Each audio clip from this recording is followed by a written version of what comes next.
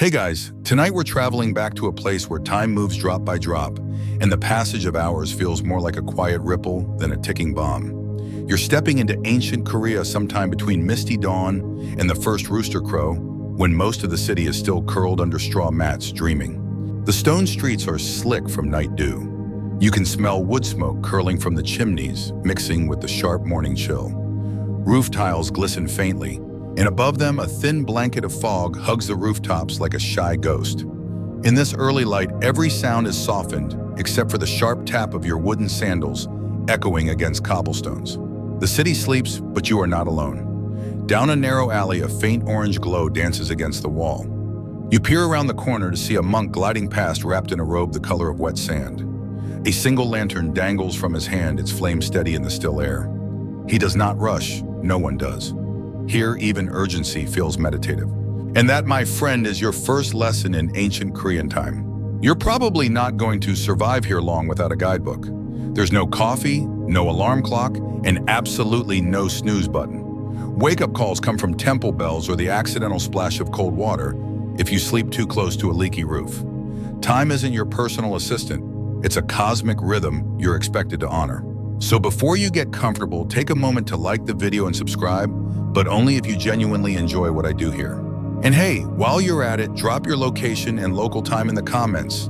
I love seeing who's drifting off where. Now dim the lights, maybe turn on a fan for that soft background hum, and let's ease into tonight's journey together. You follow the monk as he crosses the courtyard of a quiet temple. The stones beneath your feet are worn smooth by centuries of sandals, their surface cold and just slightly damp. A chorus of cicadas is fading into silence, making room for the chirps of the earliest birds. Somewhere a rooster is still debating whether it's time to crow. The monk moves with fluid certainty, as if he's done this walk every morning of his life. You pass under a curved eave into a hallway of creaking wooden beams. The light from his lantern bounces gently against the paper-paneled doors on either side. Finally, he stops at a small chamber at the corner of the temple, places the lantern on a wooden stand, and slides the door open. Inside, the air is warmer, thicker. A coil of incense smolders in a ceramic bowl, sending a spiral of gray smoke upward like a soft whisper. The glow of the lantern reveals a strange object at the room's center, a raised platform with a round metal basin.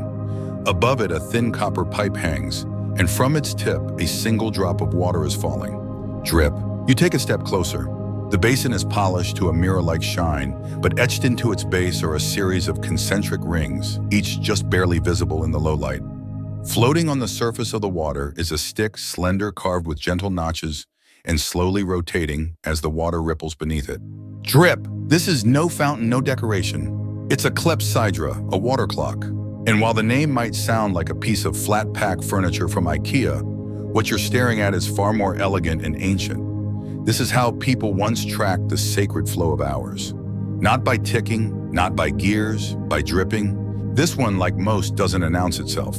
It whispers. No clanging bells, no dramatic hour gongs, just the steady rhythm of water carefully measured and spiritually aligned. And here's the kicker, you're watching a monk listen to it. That's his job. In a world before wristwatches or mobile alerts, monks were the custodians of cosmic timing. They didn't wear clocks, they became them. They watched the float rise ring by ring, reading time not as numbers but as flow. Historians still argue whether these early clepsydras were imported from Tang China or developed indigenously during the unified Silla period. Some evidence suggests outside influence. Others point to unique Korean craftsmanship. But what no one debates, Koreans made it their own. The monk kneels beside the basin. He checks the water level, adjusts the float slightly, and tilts his head. Listening. Not just for the drop, but for the space between drops. That too holds meaning. Drip. You crouch beside him. The surface of the water catches the candlelight like a bowl of liquid stars. Tiny galaxies swirl with every ripple. You feel the pull of it, not forward like a modern clock, but downward. Grounded, earthbound, sacred. You blink. How long have you been sitting here? The monk offers you a cup of barley tea, steam rising in the amber glow. You sip and the warmth spreads down your throat like a slow sunrise. And then you realize you're no longer just watching time. You're inside it. You stay close to the monk as he stands brushing dust from his knees. He doesn't speak, he doesn't need to. His body communicates with the space as if he's part of the architecture. Each movement is fluid, economical, like the monk himself is on a kind of internal clepsydra, every action triggered by the quiet drip of time. He lifts the copper kettle resting beside the incense bowl and moves with care toward the upper basin of the clepsydra. It's the source, the beginning, the hidden sun that feeds the machine. The kettle's mouth meets the bowl's lip, and water begins to pour thin, controlled, respectful. No splash, just a soft hiss as warm water kisses cool metal. This refilling is no trivial task. You see, a clepsydra is only as reliable as its refill. Ancient engineers obsessed over flow rate. The angle of the pipe, the diameter of the spout, the purity of the bronze, all of it mattered. Temperature played tricks too. Water thickens with cold flows, faster in heat. A chilly dawn could buy you 5 extra minutes of dream time. A scorching noon might shave your prayers in half. Historians still argue whether these clocks were originally designed for precise measurement or spiritual rhythm. Some claim they were early scientific marvels, mechanical calendars before the calendar. Others insist they were metaphors in an attempt to sync human activity with the divine heartbeat of nature. The truth likely lives in both worlds. You glance again at the concentric rings. Each is a marker, a boundary between one sacred act and the next. This wasn't just about hours, it was about when to chant, when to offer rice, when to bow. The clepsydra told monks not only what time it was, but what self they were supposed to become at that time. Morning chant, monk, noon meal monk, evening meditation monk. Drip, time says switch. But water clocks were fragile in ways sundials weren't. A lazy refill ruins everything. Dust or algae in the water alters flow. Even insects, yes, a single bug could block the spout and create theological chaos.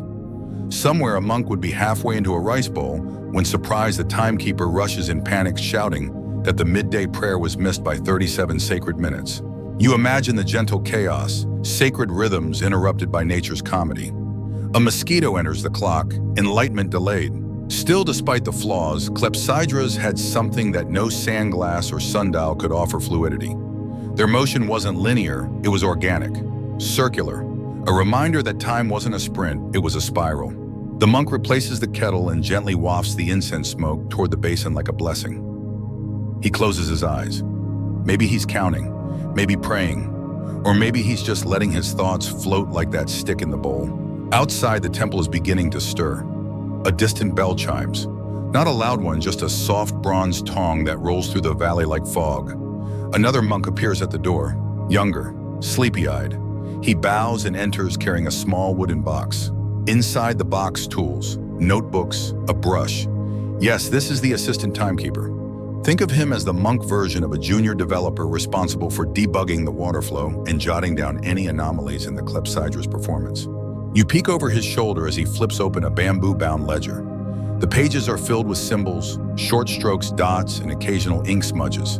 This is the record, the day's rhythm written drop by drop. He points to a note. Third ring rose 5 minutes early. Likely temperature shift. You almost laugh. Imagine writing that in your Google Calendar. The monk nods, accepts the record, and makes a small correction to the angle of the copper pipe. Just 1 degree. But that degree, it's everything. Because here's something wild, some ancient Korean clepsydras were automated. Yes, let that settle in. We're talking about mechanical automation in the 8th or 9th century.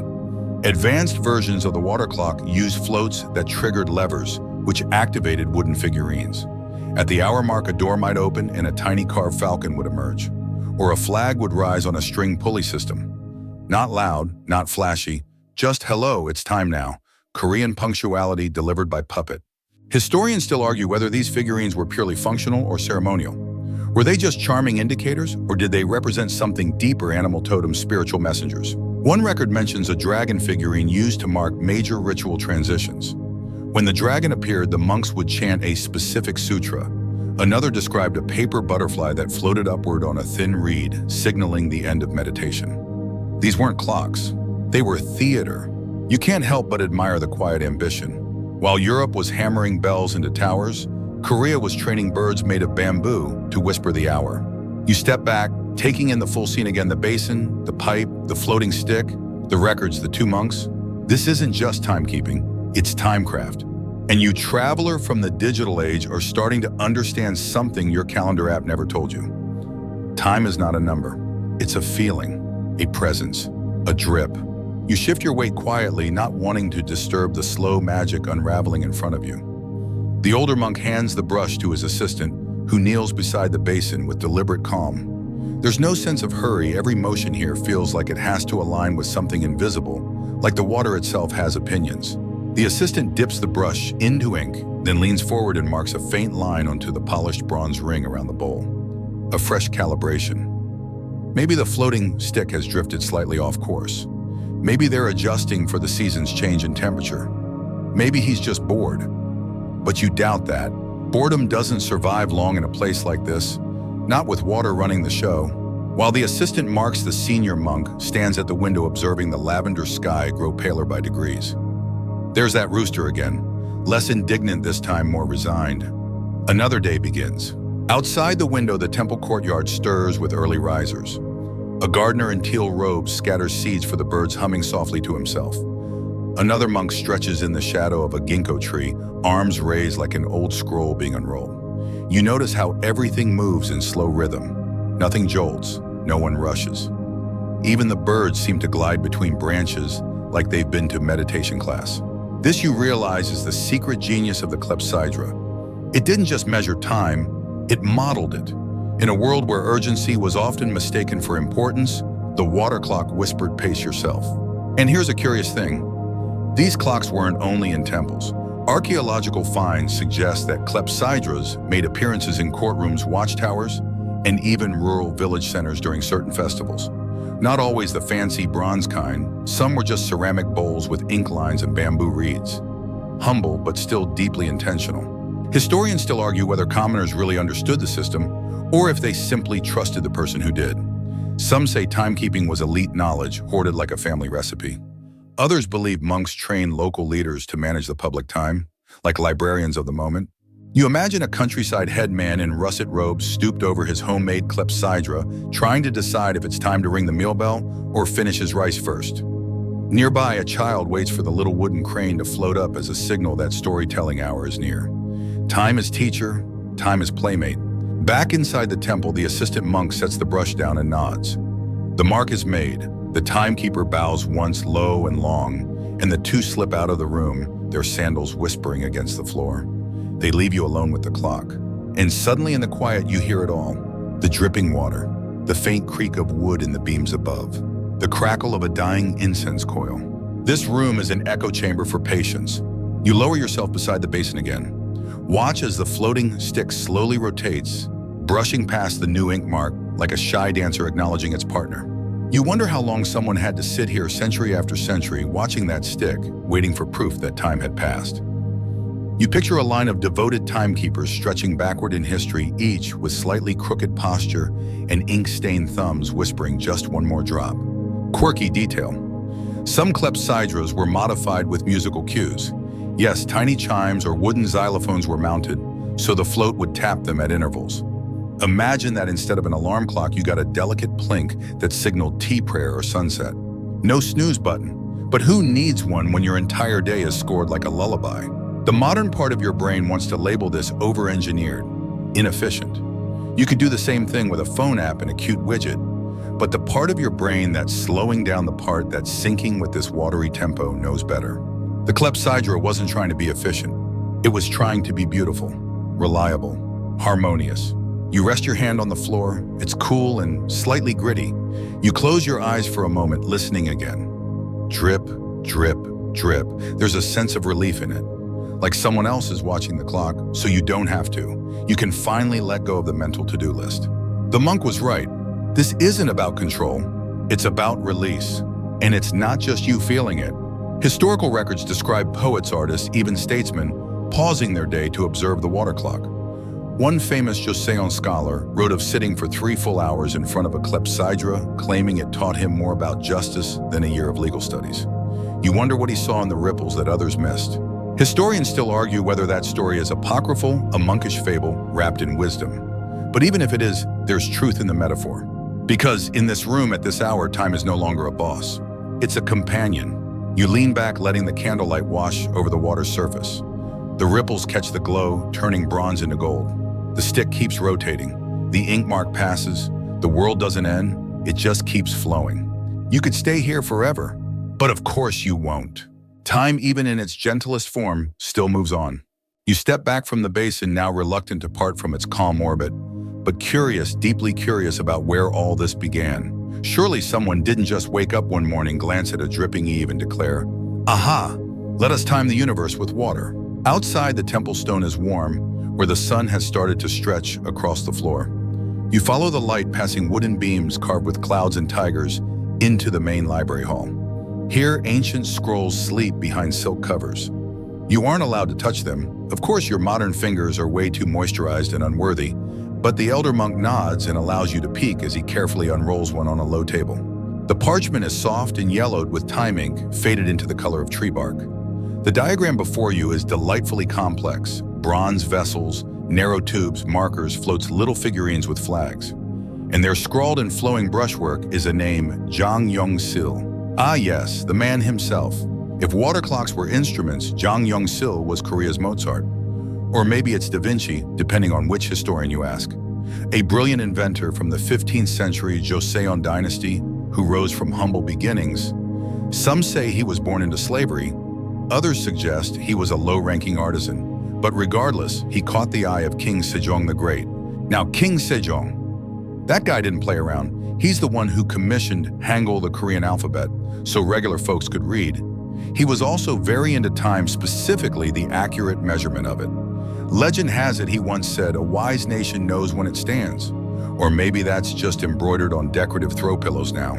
Who knows? Zhang Yongsil's crowning achievement, the Jagyokru, a self-striking water clock.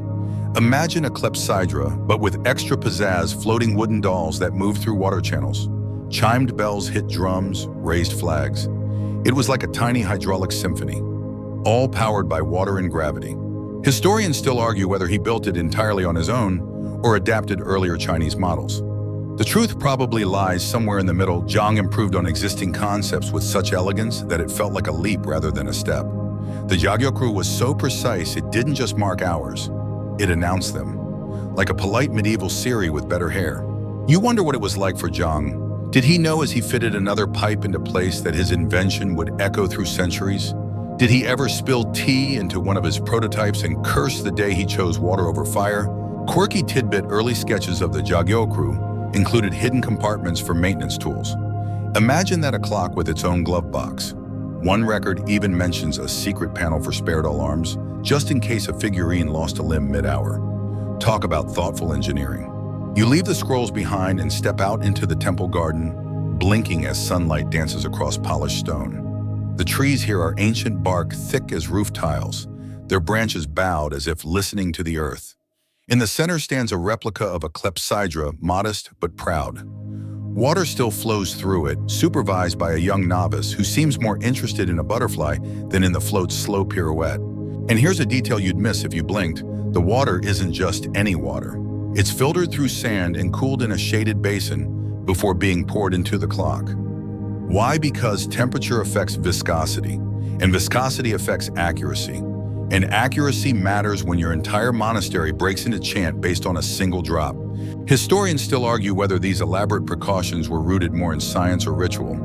Was it about keeping sacred rhythms pure, or just avoiding awkward moments when 3 monks start chanting early and a 4th is still tying his sash? You pause at the edge of the garden, watching the float. A gentle breeze nudges a cherry blossom loose, and it lands right in the basin. The novice plucks it out with a wooden spoon and flicks it aside, unfazed. You smile. Time waits for no blossom. You try to imagine this water clock concept catching on today. Picture a subway running on clepsydra time, or a corporate Zoom meeting paced by bamboo float. Madness. And yet, wouldn't it be nice? You re-enter the inner temple, guided again by the soft shush of robes against stone. The elder monk pours tea, herbal sharp with hints of ginger and pine. He hands you a ceramic cup, then points to the floating marker. Almost prayer time, he murmurs. You glance at the stick. It has moved, barely, but enough. The clock's whisper is steady, steadier than your own breath. And you think of Zhang Yongsil again, hunched over a workbench, carving figurines that would one day mark the passage of time, not for kings, not for calendars, but for silence, for rhythm, for sacred alignment with the cosmos. It's poetic, really. A nation that gave the world its own alphabet also crafted a way to measure time that doesn't shout, doesn't beep, doesn't demand attention. it simply drips. And there in the hush between one drop and the next, you begin to feel it again, that eerie, comforting alignment. Like your pulse has synced to a 1,000-year-old tempo. You sip the tea, it's warm and grounding. Like time itself. The tea lingers on your tongue, sharp, woody, slightly bitter, and warms your belly in a way that seems to smooth the edges of reality.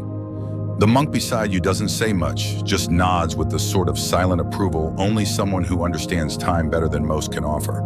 You set the cup down and rise drawn again by the hushed rhythm of the clepsydra. Outside the chamber, morning has unfolded fully. The sky is pale gold with faint ribbons of silver cloud drifting lazily over the mountain ridges. Birds call in the distance, soft single-note chirps that never quite feel like they're trying to get attention. They just happen. Like the drop of water, like time. You follow a winding stone path deeper into the temple complex. It leads you through an open courtyard lined with prayer wheels, their metal sides embossed with characters worn smooth by countless hands. A few novice monks move about, sweeping the ground, their brooms made of stiff straw bound in twine. One of them pauses to adjust the water flow on a small side clepsydra. Yes, apparently temples had more than one. It's not just a clock, it's infrastructure. Quirky fact, some temples had water clocks for each of their main rituals. One for morning chants, another for alms preparation, yet another for bell striking. You wonder if this was spiritual multitasking or just very refined micromanagement. The novice taps the side of the bronze bowl, listening for the resonance like someone tuning an instrument. There's a musicality to it, a kind of reverence that makes you rethink the idea of maintenance as mundane. Even cleaning out the float channel has grace to it. You step into a shaded walkway that smells of sandalwood and oiled wood beams. There, painted on a silk scroll, is an entire diagram of the temple's daily schedule. The hours are not labeled with numbers, but with names. Tiger hour, rabbit hour, dragon hour. You realize this isn't just about dividing the day, it's about harmonizing it with the world outside. Each segment corresponds to animal energies, cosmic alignments, and phases of the moon. Historians still argue whether these divisions were adopted from Chinese cosmology or homegrown through centuries of monastic refinement. The debate, you suspect, is less important than the poetry of the system. After all, who wouldn't want to wake up in the hour of the tiger? One monk perched on a low bench nearby is sketching. Not the water clock, but a tree. The same one you saw earlier with its bark like dragon scale and leaves shaped like teardrops. He looks up and smiles, then dips his brush in ink and adds a flick of gold to a falling petal. You realize that even timekeepers get distracted by beauty. You approach a small structure at the edge of the compound, a thatched observatory of sorts built on stilts with an open front. Inside, there's another clepsydra, more rudimentary than the others. It's clearly used for training. A wooden duck floats in the basin instead of the usual arrow. You chuckle. The monk beside you explains softly that young novices practice here to learn patience. Watch the duck, he says. Only when it reaches the third ring may you ring the bell. You imagine an army of children watching a duck for an hour, resisting the urge to splash it ahead. It's hilarious and brilliant. Then you hear it, a soft chime from the main hall. A bell rung with the grace of someone not marking time but acknowledging it. The duck has made it. Somewhere a meal is about to be prepared. You pass through the kitchen gardens next to a humble patch of scallions, perilla leaves, and daikon. And there, tucked beside a stone well, is a miniature clepsydra. Not for rituals, not for royal use, but for cooking. Apparently, ancient temple chefs timed their boiled roots with water floats. 4 rings equals soft daikon, the monk says deadpan. You laugh, so does he. The monks have jokes. It's not lost on you how democratized time is here. It's not a top-down imposition. It's a shared rhythm adapted across levels of living. The clepsydra isn't some untouchable sacred artifact. It's a kitchen tool, a meditation companion, a duck babysitter, a bell conductor, a philosophy. And then you reach the bell tower. It stands tall at the edge of the complex, its wooden ribs arching like whale bones, housing a bronze bell the size of a wine barrel. Ropes dangle from its sides, knotted with fabric to soften the strike. The bell only rings at prescribed times, morning, midday, evening, and each ring is cued by the water clocks. Not by people's preference, not by guesswork, just by that patient dripping truth. You're invited to sit on a cushion just beneath the tower. From this angle, you can see the whole temple, the rooftops like fish scales, the courtyards like open palms, the water clocks ticking in their quiet corners. and far beyond the forest, trees lean into one another like conspirators, branches full of breeze and birds.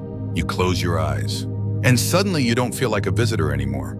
You feel like a drop of water in the basin, timed, trusted, aligned. There's a calm in knowing the world will move forward, drip by drip. The bell's echo fades into the hills, curling through pine trees and rice paddies like incense in reverse. You let your breath slow with it, taking in the moment as though it could be steeped like tea. Time has officially passed, though no one around you seems eager to chase what's next. It's not about rushing forward here. It's about showing up at the right drop. A monk taps your shoulder gently. He nods toward a smaller building nestled near a rock garden, its wooden slats aged like driftwood, and its roof capped with bright green tiles, slick from the dew, now drying under the rising sun. Inside, he says, is where the clepsydras were designed, repaired, and occasionally reimagined. You step inside the modest chamber and feel immediately like you're in the heart of a monk engineer's mind. The space is fragrant with linseed oil and a hint of brass. A wooden workbench is covered in fine metal tools, small parchment scrolls filled with diagrams, and what appears to be a half-disassembled clepsydra bowl propped up by a triangular frame of bamboo. The artisan monk isn't what you expect. He's young, maybe even younger than you, and wears a faint ink smudge across his cheek. He waves you over excitedly like a kid showing off a kite. This one, he says, gesturing to the bowl, has a split valve for regulating drip speed based on air temperature. Mainstream fact. Some Korean water clocks use temperature compensation systems, early attempts at ensuring consistent flow, even when winter mornings froze the copper pipes or summer heat thinned the water. Quirky tidbit. One ancient model had a hidden bell that rang when the float rod hit a small gong submerged inside the water basin. It didn't always work, though it depended on whether anyone had remembered to polish the clapper the day before. Historians still argue, the artisan says with a grin, whether the dual basin design was an indigenous innovation or borrowed from Tang Dynasty blueprints. You smile. It's become a running theme. Who made what first doesn't matter as much here as who honored it longest. On the wall hangs a parchment labeled in careful brushstroke Yongyongno. The word catches your eye. You ask. He explains. Yongyongno, roughly translated, means the dragon's gentle pulse. It was a nickname given to a particular temple clepsydra, famous for the low pulsing echo it made as water flowed into its deep inner bowl. Legend says it was so calming that wild birds would perch near it just to sleep. He gestures to a sketch of it on the wall. We've tried to replicate it, but the resonance only worked in the original stone courtyard, he says wistfully. Some think it had to do with the bowl shape. Others say it was the stone. Me, I think the monks back then just knew how to breathe better. He invites you to try building your own. You laugh thinking it's a joke. It isn't. He hands you a brass ring, a tiny soldering tool, and a rough diagram that looks like the intersection of a mandala and a plumbing schematic. You spend the next hour, not that you're tracking it, bending soft copper, threading thin bamboo rods, and trying not to poke yourself with a tool that could double as a medieval dental pick. The monk nods approvingly, even when you drop a washer into the basin with a loud plonk that startles a nearby sparrow. Eventually you have something. It drips. Barely, but it drips. The monk blesses it with a splash of tea instead of water. For luck, he says. Also, it smells better. You leave the workshop with your creation cradled in both hands like a newborn. It's crooked, slightly leaky, and absolutely yours. You've entered the sacred order of leaky timekeepers. As you return to the main courtyard, the temple feels different, not because it's changed, but because now you understand it on a level deeper than language. Every tick of the clepsydra is a call to presence. Every drop is a message, this moment is enough. In the center of the courtyard, the monks are beginning their walking meditation. They move in a single file, each step measured, each breath in rhythm with the rise and fall of their robes. There are no clocks, no announcements, just timing felt, not forced. You tuck your little water clock into your sleeve like a scroll and join the end of the line. You're awkward at first, stepping too fast, then too slow. But eventually you catch it, the rhythm, not of the monks, but of the space between steps. And there, walking slowly through a courtyard shaped by centuries of intentional living, you realize this isn't about tracking time. It's about becoming part of it.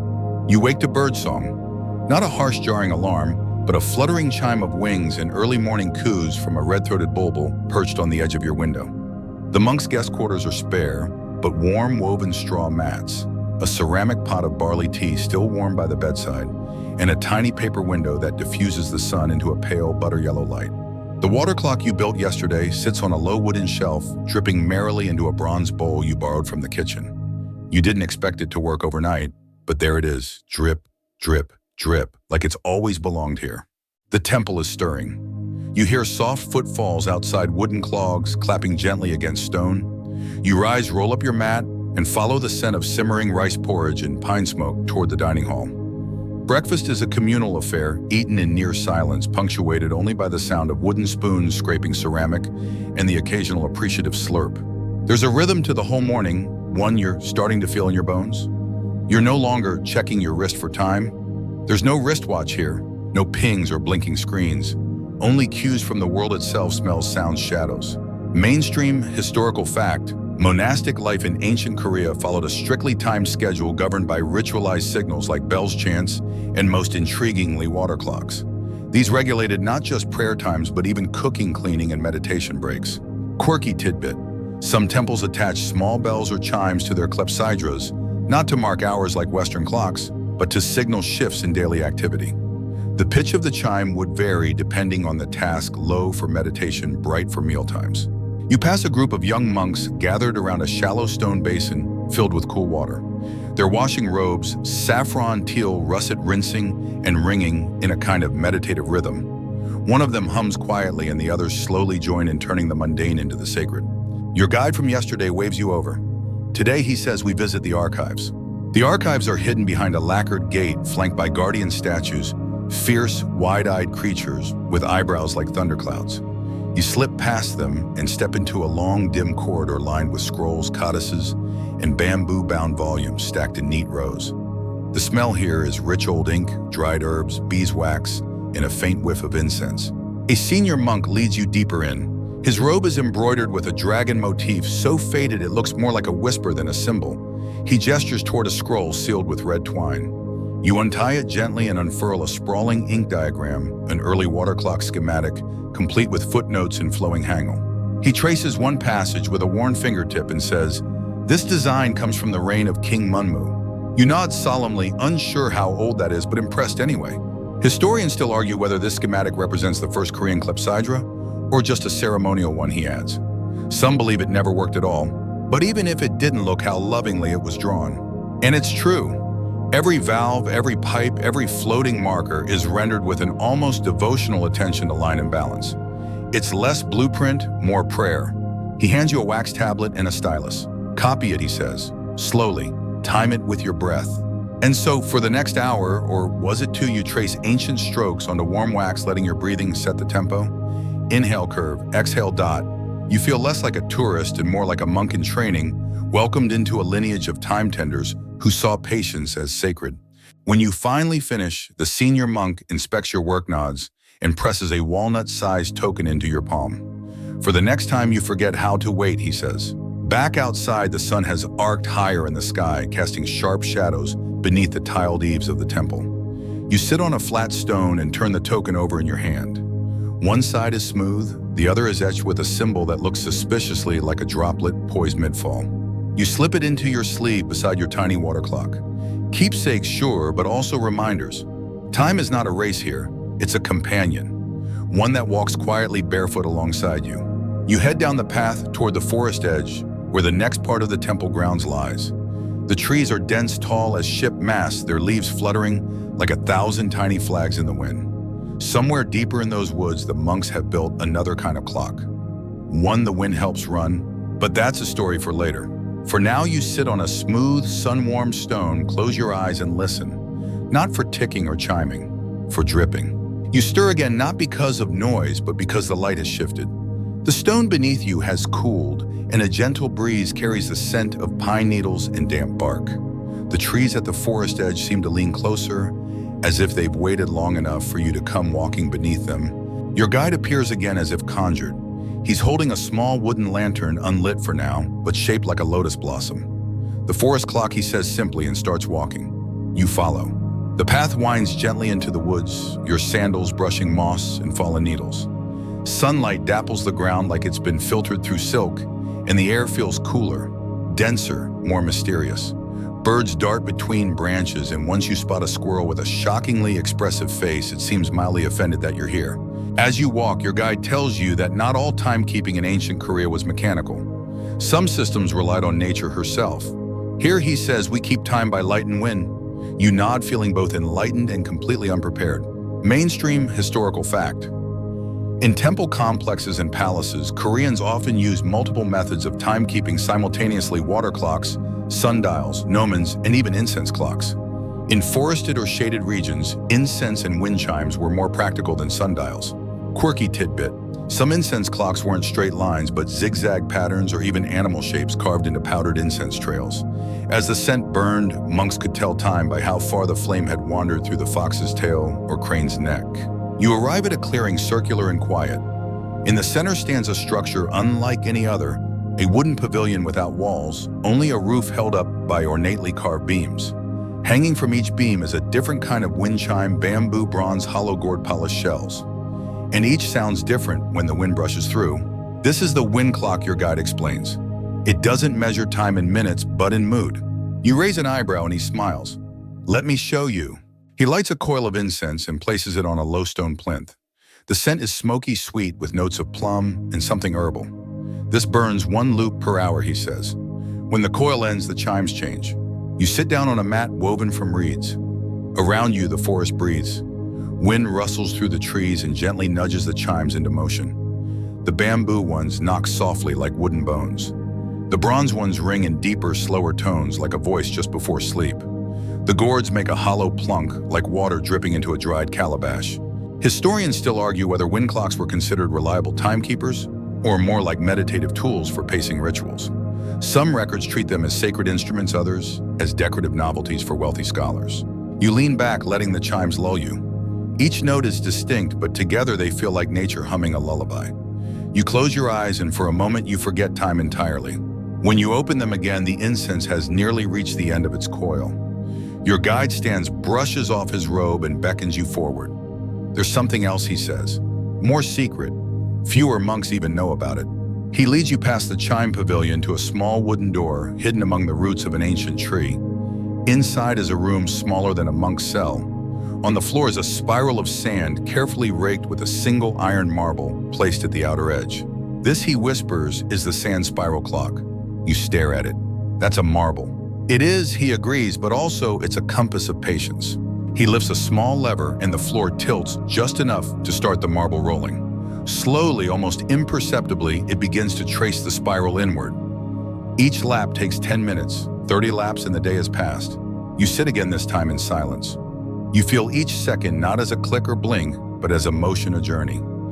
The marble hums faintly as it rolls. You imagine monks in robes watching this same spiral 1,000 years ago just as quietly. No rush, no interruptions, just a ball, sand, and time. As the marble reaches its 4th lap, your guide sighs. People ask me why we need so many clocks, he says. I tell them clocks don't tell us what time it is. They remind us how time feels. You blink, and for a moment your entire world tilts like that marble's floor. You stand, dust off your robe, and bow lightly in gratitude. The forest accepts you. You step back onto the path, this time leading away from the trees. You don't check your phone. You don't check the sun. You listen for chimes, for marbles, for droplets. Time, after all, is walking beside you. Your next steps feel slower now. Not because your legs are tired, but because your sense of urgency has dissolved. Like a sugar cube dropped in warm tea. You're not walking on a schedule anymore. You're flowing, gliding forward like the water in those old clocks, drop by deliberate drop. Ahead, the city reappears. Or perhaps you've circled around. It's hard to tell. The rooftops look familiar but softer in this morning light. The bustle hasn't started yet. Just a few merchants rustling their wares, a pot of rice steaming somewhere, a rooster that still hasn't figured out it already crowed. Your guide nods toward a tall building made of dark wood standing apart from the homes like a thoughtful observer. Its roof curves like a scroll mid-unroll, and the upper floor is open to the air. Inside, a bell enormous and ancient hangs in quiet anticipation. You're about to meet the big one, he says. Mainstream historical fact. The Emil bell, also known as the Divine Bell of King Seongdeok, is one of the largest and most celebrated bronze bells in Korean history, cast in 771 CE. Though not a water clock, it was a central piece of the timekeeping landscape. Its deep, resonant chimes mark the hours, prayers, and even curfews in some cities. Quirky tidbit. According to legend, the bell's rich sound was due to the soul of a child sacrificed during its casting. Though likely a myth, it added a mystical reverence to the already majestic object. You will understandably not be offering any small humans today. You climb the narrow steps to the bell platform. The view from up here is stunning rooftops layered like fish scale, smoke rising in lazy curls, and the mountains standing silent like giant ancestors. The bell itself is a presence more than an object.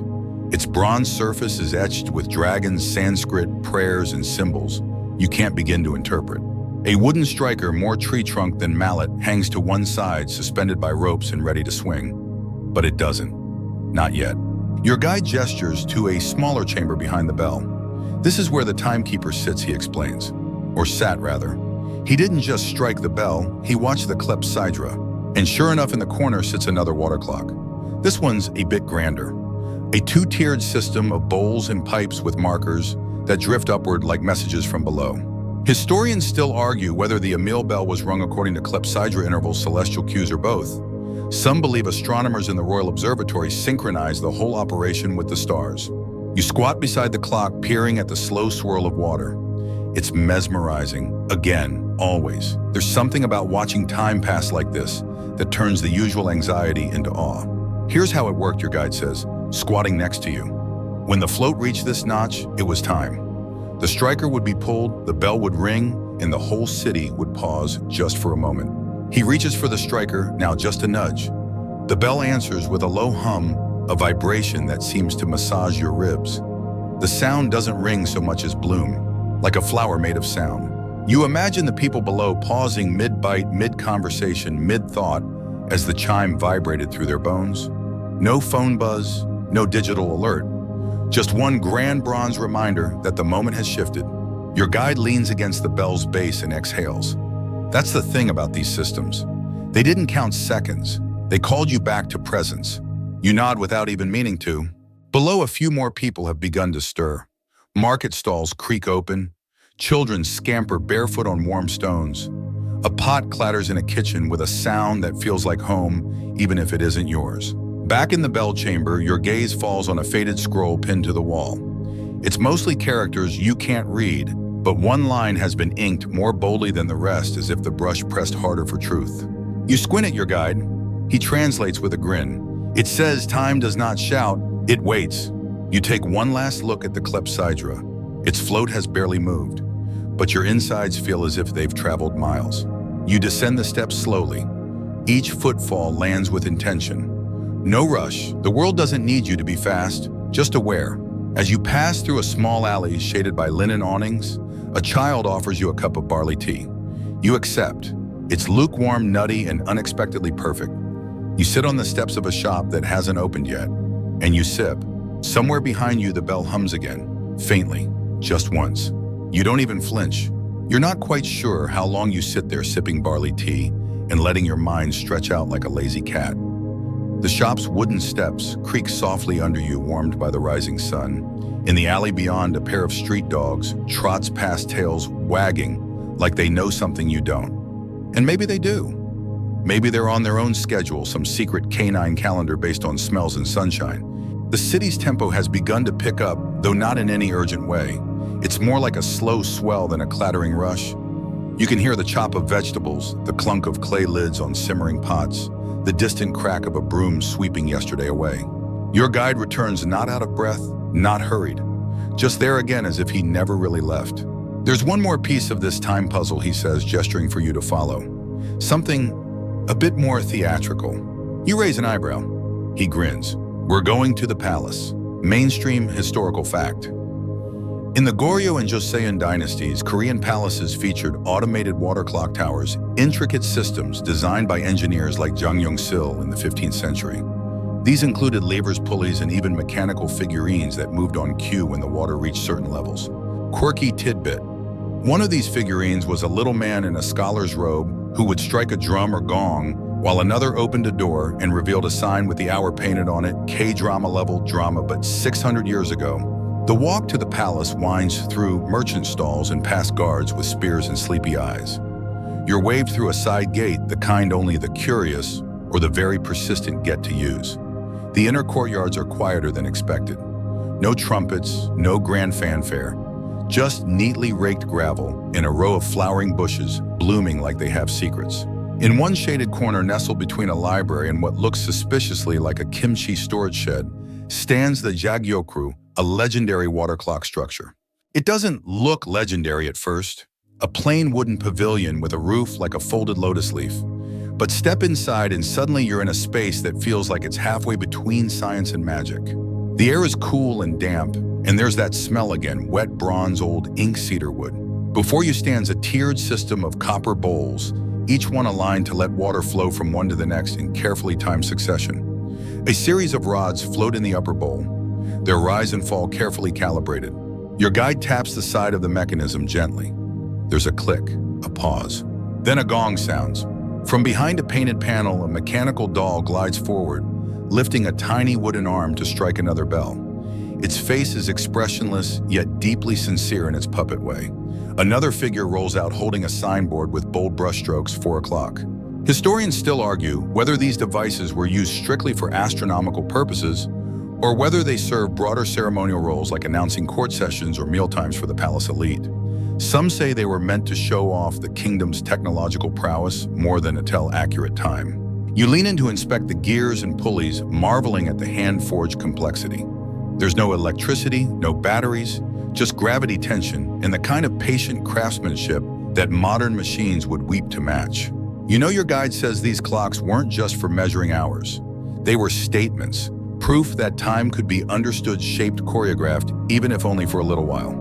You watch another puppet emerge and nod politely before withdrawing. It's charming, slightly eerie, deeply impressive.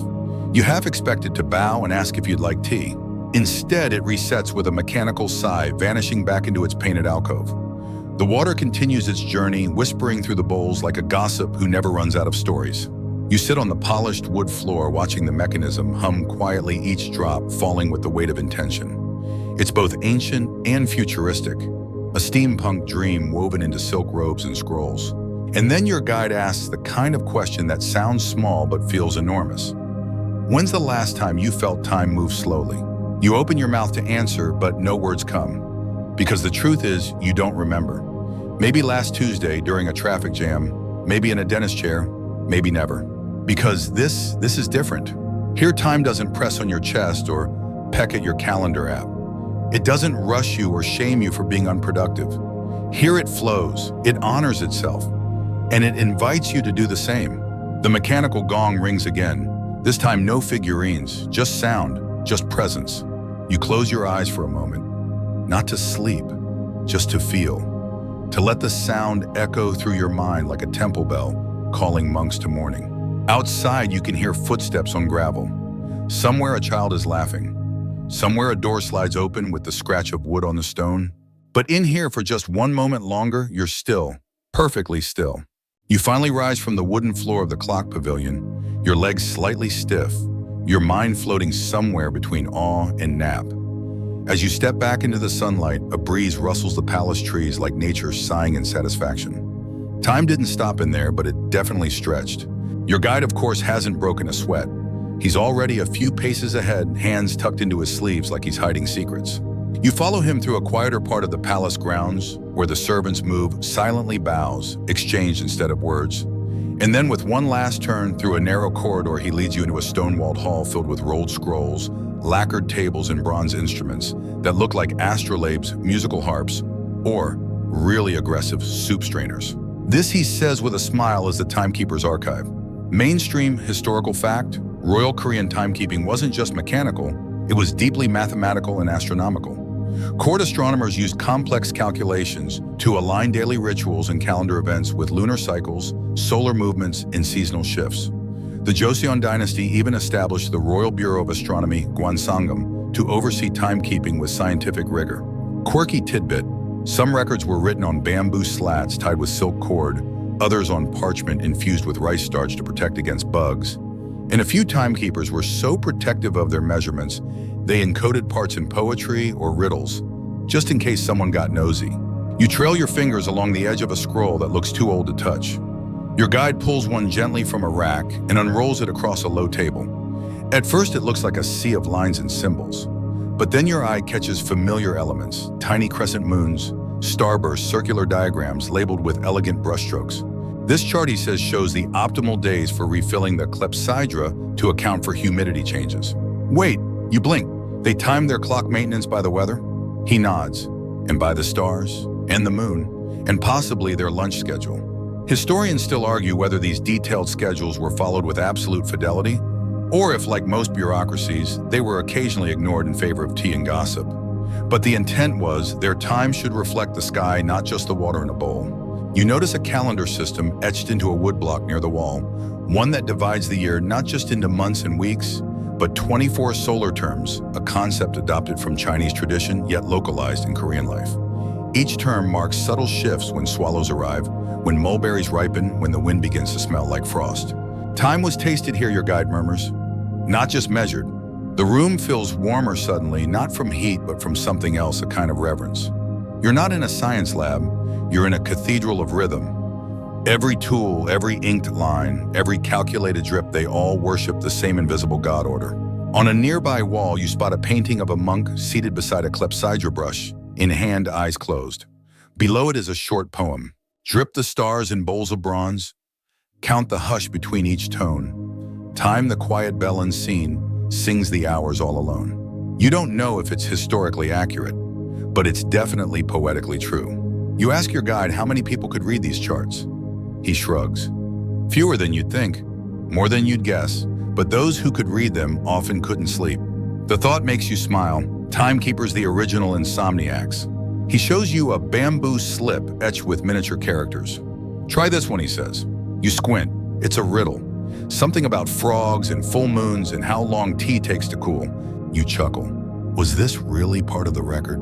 Oh no, he says, eyes twinkling. That was lunch break entertainment. Every guild had a joker. Outside the archive, the world has shifted again. The shadows are shorter, the birds louder. Someone bangs a drum in the distance once, twice, a signal perhaps, or maybe just someone announcing they're done with chores. You tuck your hands behind your back and take one more long look around. This was not what you expected when you asked how ancient Koreans tracked time. You were ready for numbers. You found metaphors. And you're starting to realize maybe that's the point. Because time here isn't a machine, it's a mood. It's in the soft brush of wind over stone, the clink of copper bowls, the patience it takes to write a day into a poem. As you step back into the corridor, your guide pauses. You hungry. Your stomach answers before you do, loudly. He laughs. Good. We're about to visit the kitchen. Turns out meal times were scheduled too, and yes, there's a chart. And with that, you're off again, back into the living river of time where even lunch has a tempo. The scent finds you before the doorway does steam and salt-toasted barley, the warm tang of something bubbling in a stone pot. You follow your guide through a passage that opens into a long, semi-open kitchen pavilion. Wooden counters line the walls. Clay jars squat like sleepy sentinels, and above them, bundles of drying herbs sway in the filtered light. In one corner, a woman in a navy jagori and hemp apron ladles soup into a wide ceramic bowl, humming an old song that makes the air feel even thicker with memory. Mainstream historical fact. In ancient Korean palaces and temples, meal times were aligned with fixed intervals regulated by water clocks or celestial markers. Monks might eat at the second hour after dawn, commoners at the fifth, and kings, well, whenever the astronomer told the kitchen it was auspicious. You take a seat on a warm stone ledge near the hearth where a boy stokes the fire with long-handled tongs. He glances up and grins at you like he's known you forever, then goes back to his work. Beside him, an elderly man sorts pickled radish slices into tiny lacquered trays, checking them against a list scratched onto a bamboo slip. Yes, your guide says, catching your eye. That's the lunch chart. And no, you're not hallucinating. They tracked it down to the minute. Quirky tidbit. Some temple kitchens used a miniature water clock just for cooking, measuring the perfect boil time for rice, or the ideal duration of a fermentation cycle. Legend even tells of a monk who adjusted a kimchi recipe by studying seasonal water flow, claiming that pickles tasted better if timed to the rhythm of spring rain. You're starting to believe it. Historians still argue whether such kitchen clocks were common or ceremonial, used in large temples, or only at royal banquets. But even skeptics admit the Koreans cared deeply about synchrony. A meal wasn't just sustenance, it was part of a spiritual tempo. You're handed a bowl, some kind of nutty porridge, and the first bite makes you sigh aloud. Warm, slightly sweet, Tastes like the inside of a well-loved home. While you eat, your guide explains how ritual meals were structured not just by ingredients or taste, but by order, balance, color, and yes, timing. Monks meditated before breakfast. Laborers ate early, then again at sundown. In royal courts, cooks consulted astrologers before finalizing the menu. You chew slowly, not just to savor, but to honor it. Somewhere centuries ago, someone measured a single drop of water just to make this moment happen. You hear it then soft faint, a chime from the distance. Not bells, just a metal plate tapped with a stick 3 times. A signal. Afternoon prayer, your guide says. Already, he sees the surprise on your face. It's easier to lose time when you're not watching a clock. But here, he gestures around you. We never really lose it. We just move with it. Another gust of wind sends the herb bundles dancing again, sage, mugwort, something floral you can't name. They sway like metronomes. You're shown a clay board near the stove with hash marks scored deep into its surface. The cook sees you staring and explains that it's used to log cooking times for different grains aligned with the moon phases. Lentils boil best on a waning crescent, she says matter-of-factly. You glance at your guide, eyebrows raised. She's right, he shrugs. You're beginning to think every Korean ancestor was a part-time alchemist. Just before you leave the kitchen, the cook hands you a small tea bundle wrapped in mulberry paper. To steep at twilight, she says exactly 7 minutes after the first cicada sings. Of course, even the tea has a tempo. You bow your thanks and tuck it carefully into your sleeve. The guide beckons again, this time toward a shaded hallway that leads out of the kitchen. As you walk, your ears catch the low, rhythmic sound of a pestle pounding something soft in a mortar. Not rushed, not slow, just measured. Everything here breathes on a pulse. Time is not a master, it's a dance partner. You exit into an inner courtyard where shadows have shifted. The sun now casts lattice patterns across the stone from the carved window screens. Your feet follow them instinctively, as if stepping along invisible musical notes. In this place, no one owns time. They just listen to it. And as you follow the guide onward, you can't help but whisper to yourself, maybe that's the real lesson. You don't have to dominate the day, you just have to notice it. Your feet lead you now into a different part of the complex, a quiet, timbered chamber tucked behind a sliding door. Inside, the air feels denser, heavier somehow, as though history has settled here and refuses to budge. Your guide doesn't speak for a while. He simply gestures towards a dais near the far wall, where a large ornate water clock sits much grander than the basin you saw before. Mainstream historical fact. By the late Goryeo and early Joseon periods, Korean artisans had elevated the clepsydra into full astronomical water clocks, integrating elaborate mechanisms including gongs, rotating figures, and water-powered gears. These weren't just instruments, they were masterpieces of engineering. This one in particular seems half machine, half shrine. Its bronze arms stretch upward like praying limbs, and a delicately painted zodiac wheel spins very slowly at its base.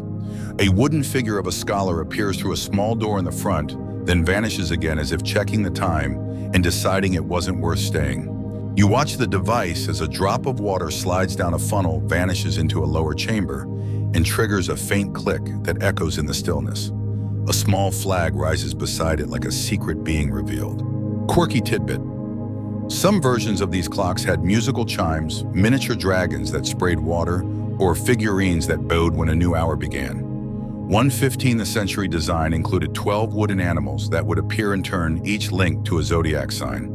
It wasn't just time-telling, it was a performance. Your guide finally breaks the silence. This one, he says, was built for the stars. You tilt your head, unsure what he means. He walks over to a rack of scrolls and pulls out a faded diagram. It shows a large square with astrological markings, lunar phases, and water measurements. This clock coordinated with the movement of constellations, he explains, so that even on a cloudy night we could track the heavens. Historians still argue whether these star-singing clocks were actually accurate or mostly symbolic. Some claim they were observational marvels. Others believe they served as cosmic metaphors, reminding monks and kings alike that earthly time was bound to celestial rhythm. You lean closer to the machine and spot tiny carvings along its base, phoenix's lotus blossoms, and one odd little creature with bug eyes and a flute. It plays a tune at midnight, your guide says, but only on solstices. You blink. You're kidding. He raises an eyebrow. Am I? The candle beside the clock flickers slightly, and for a second it does feel like anything could happen.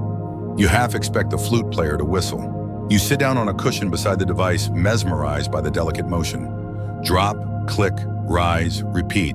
It's mechanical poetry, and it forces you into a kind of reverence like watching a clock designed by a monk with a background in theater. Time here isn't something you glance at, it's something you meet. You imagine what life must have felt like in the palace astronomy tower.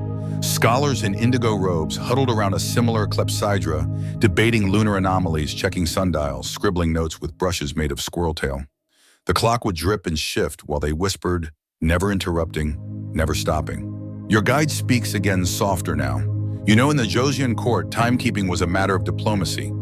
If the king's astronomers couldn't align lunar calendars or predict eclipses, it was seen as divine negligence. You whistle, no pressure. He chuckles, none at all.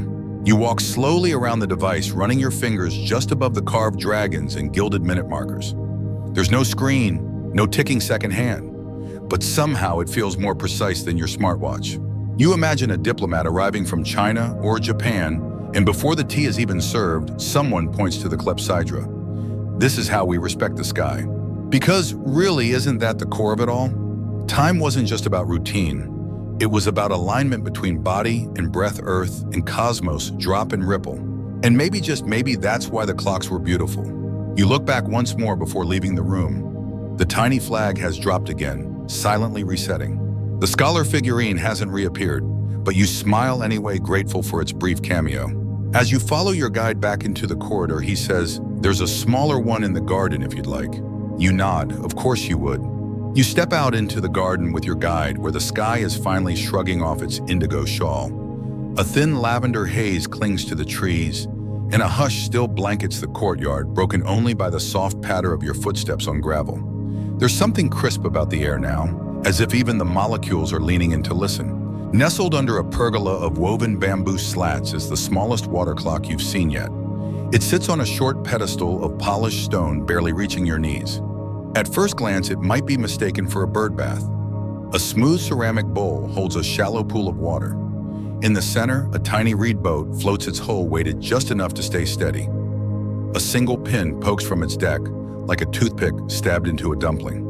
This is the Sunshin row, or floating pin clock, used to track the passage of brief intervals, often for tasks like time meditation, herbal infusions, or even short judicial deliberations. Mainstream historical fact. Unlike grand clepsydras used in palaces and temples, these smaller versions were common in monastic settings or private homes of scholars. They measured shorter spans, 15 minutes, 30 minutes, by letting the pin rise with water, then topple gently when a threshold was reached. You crouch beside it, squinting. The pin wobbles as if shivering in anticipation. Your guide smiles, perfect for people with no sense of time, like me. Quirky tidbit. Some monks treated these as silent alarms for naps or meditations. One legend tells of a scholar who used a pin clock during his poetry sessions. If the pin fell before he finished a verse, he'd crumple the page and start again. Harsh, but poetic. You can't help but imagine your morning alarm replaced by a boat gently tipping over. No buzzing, no panic. Just a quiet plop saying your moment has passed. Try again. You glance around the garden. A pair of sparrows dart between the shrubs. Dew catches on a spider web stretched like threadwork between two branches. It all feels like part of the same rhythm: the clock, the birds, the glistening grass. Historians still argue whether these smaller clocks were invented alongside the larger ones or evolved later as adaptations. Some say they were essential all along, used in fieldwork or by scribes. Others believe they were scaled-down luxury items for those obsessed with temporal precision. You straighten up and take a deep breath. This garden doesn't just house a clock, it breathes time. You watch a monk in the distance walking a slow circle around a stone path, fingers clasped behind his back, feet landing with gentle finality. Each step seems to echo the water's pace. No rush, no stall, just presence. Your guide joins you in watching. There's something comforting about a world where clocks don't shout. You nod, or blink at you every 10 seconds. The pin finally topples. It barely makes a sound. That's your cue, your guide whispers. Come see the next one. You walk slowly back toward the temple, leaving the garden behind. But as you do, something settles within you, a sense of stillness you didn't realize you'd lost. The kind that isn't just the absence of noise, but the presence of intention. At the doorway, your guide pauses. You know, some of the oldest water clocks weren't even mechanical, he says. They were just two bowls, one leaking, one catching. People would mark how full the second one got. You blink, that's it. He nods, that's it. You laugh, so I could have built a water clock in college. He grins. But would you have noticed the beauty? Fair point. The lesson hangs in the air between you as you step back inside one more drop in the quiet flowing stream of time. The sun has fully crested the mountains now, though you wouldn't know it from inside the temple. Here the light filters in as gentle gold diffused through paper screens and flickering candle glow. You follow your guide down a narrow corridor that creaks softly underfoot, every step landing like a respectful whisper. At the end of the hallway is a modest chamber with shelves lining 3 of its walls. But these aren't bookshelves. They're filled with delicate clay jars, smooth stones, folded parchments, and bundles of dried herbs. This, you're told, is the record room not for prayer texts or scrolls, but for time. A single water clock sits at the center, broader, more complex.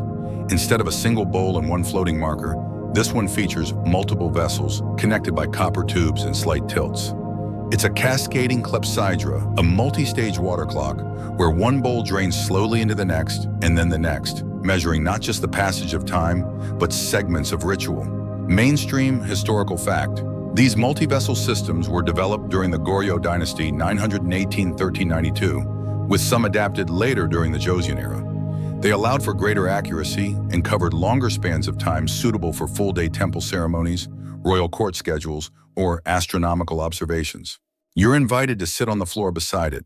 The wood is warm from the sun. A thin stream of water trickles from the top bowl, winding downward in quiet descent. With each transition, the sound shifts: a softer drip, a firmer plop, a muted splash. It's like listening to a conversation you're not supposed to understand but want to. Your guide picks up a small ceramic tag from the floor. Markers like these, he says, used to sit beside the clock, indicating which ritual or chant began at which level. The water became a kind of monk DJ, you laugh, playing all the spiritual hits. Quirky tidbit: some temples even coordinated food preparation with the water clock. Nuns baking rice cakes would start the steaming process at the second bowl's transition and begin the offering ceremony when the third bowl overflowed. That's right, you're being spiritually timed by snacks. Historians still argue whether these water clock systems were inspired directly by Chinese designs or developed independently after initial cultural exchanges. Some evidence points to convergent evolution, where similar problems tracking time without mechanical parts led to similar solutions across distant regions. As the third bowl begins to fill, you feel a shift in the room. The air seems to hold its breath. A monk enters silent as fog and begins to light a small bundle of incense. No announcement, no speech. Just the quiet permission of water saying now. He begins to chant, a low, steady tone that resonates through your chest rather than your ears. The clock drips on unconcerned. It doesn't mind if you join or just listen. Time here is invitation, not command. The fourth bowl begins to overflow. Your guide gestures for you to watch. A small wooden lever at the base is slowly nudged by the rising water, which tips a plate holding a tiny wooden flag. It rises flutterless but proud, like a herald in a storybook, announcing the next scene. You whisper, "Is that for the next ritual?" He nods, or just a reminder that something else is always beginning. It's oddly emotional watching a bit of carved wood gently declare a new hour. No alarms, no pop-ups, just a fluid nudge from nature and craftsmanship working together. Your guide stands brushing off his robe. "Come, there's one more version I think you'll like." You glance back at the shelves. Clay jars, dried herbs, drifting incense. It feels like a library of seconds, a place where moments are cataloged by texture, weight, and scent. Every item on the shelf once waited for a drip to fall before becoming something tea-steeped offering lit bell struck. You follow the monk outside the chant, still echoing faintly behind you. You pass through a narrow gate carved with old Hangul characters. They read something like, "To watch time is to watch yourself." You smirk. "Deep." The monk chuckles. "It was that, or don't forget to fill the bowl." A light breeze carries the smell of pine and rice fields. Somewhere far off, a bell rings, not the deep temple kind, but a higher pitched tone like a dinner chime. You're starting to recognize the soundscape of this world. It's not noisy, but it's rich, and you wonder how often you've let time pass unlistened to in your own. You step over a raised threshold and into a sunlit courtyard where the next chapter in this slow-flowing story waits. The courtyard opens like a storybook panel, symmetrical, purposeful, each detail humming in quiet precision. Stones have been raked into circular patterns. Wooden eaves curl slightly at their tips like calligraphy strokes frozen in time. You squint into the early sun and notice something odd at the far end of the yard. A small pavilion, not quite temple and not quite shed. The monk gestures toward it. That's where we keep the musical clock. Wait, musical. You follow sandals brushing over gravel that crunches like delicate rice crackers. As you approach, a soft metallic chiming echoes faintly from inside the structure. Not loud, not persistent. It's like the wind is gently bumping into a row of wind chimes. You step through a beaded curtain and into what feels like a fusion between a meditation chamber and an artist's workshop. Here it is, a Jagyongnu, a water-powered automaton clock, originally developed during the Joseon dynasty in the 15th century. It's larger than the earlier clepsydras you've seen, taller, layered, full of moving parts and subtle genius. This is the crown jewel of ancient Korean horology. Mainstream historical fact: the most famous version of the Jagyongnu was built in 1434 under King Sejong's rule with the help of inventor Jang Yong-sil. It used a system of floats, levers, pulleys, and even mechanical gongs to chime the hour automatically, no monk needed.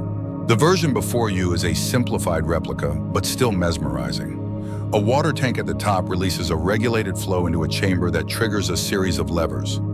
Every time enough water accumulates, a float rises, lifts a latch, and releases a ball bearing. The ball rolls down a small wooden ramp, clacking, clinking, before striking a tiny bronze gong. Ping. Quirky tidbit: the original Jagyongnu not only chimed the hour but also released tiny figurines. Wooden men would step out of doors. Miniature tigers would lift flags. Some versions even had mechanical birds that fluttered out wings, flapping like your sleepy eyelids on a Monday morning. Historians still argue whether this clock was entirely mechanical, hydraulic, or a clever hybrid of both. Some believe Jang Yong-sil's inventions were centuries ahead of their time, while others think later generations exaggerated his genius. But either way, the Jagyongnu was a national flex, proof that Korea had the brains to match any empire. You crouch next to the ramp and trace the path the ball takes. Every detail is hand-carved, worn smooth by centuries of admiration. Your monk guide smiles. "Imagine setting your calendar by marble race," he says. You laugh again, with fewer YouTube ads. He points upward where a series of bamboo pipes are suspended. That's where the sound comes through. The water's rhythm was amplified and funneled into temple halls so monks in other rooms could hear the hour. You close your eyes and listen. The quiet gurgle of water, a distant chime, the faintest creak of wood expanding in the morning warmth. It's like a living symphony built entirely from elements: water, wood, metal, air. No electricity, no screen, just momentum and memory. He hands you a thin scroll with a diagram of the original Jagyongnu. The drawings are dense lines, loops, arrows, but at the center of it all is a circle labeled heart. You raise an eyebrow. Poetic engineers. He shrugs. You measure what you value, and you design accordingly. As you leave the pavilion, a gust of wind rattles the pipes, echoing a soft harmony across the courtyard. You're not sure if it's intentional or just the wind, but in this place, even accidents feel sacred. The monk stops near a stone bench and sits motioning for you to join. "Before we had machines," he says, "we used water. And before water, we used fire and stars. And before that," he taps his chest, "we used this." You nod slowly. It's a lot to take in, a lot of silence disguised as sound, a lot of time disguised as flow, a lot of history you almost missed because you were too busy looking for a ticking clock. He stands and brushes dust from his robe. You ready for something even older? You glance back at the pavilion where the last ball bearing has rolled to a stop. The gong is still. The water eternal trickles on. You smile. Let's go ancient. And with that, you follow him back toward the temple, stepping in time with the drip, the chime, and the echo of ideas set into motion hundreds of years before you were born. The monk leads you deeper into the temple complex, past garden beds, arranged with meticulous carestone lanterns, casting elongated shadows across tiled paths.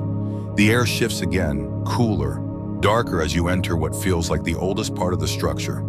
The beams above are heavier here, charred at the ends, as if they've outlived fire and memory. "This was the astronomer's wing," the monk says, almost whispering. You blink. Astronomers. In a temple. Yes, because to the ancients, tracking time and tracking stars were one and the same. You step into a low-ceilinged room where the only light comes from a slit in the roof.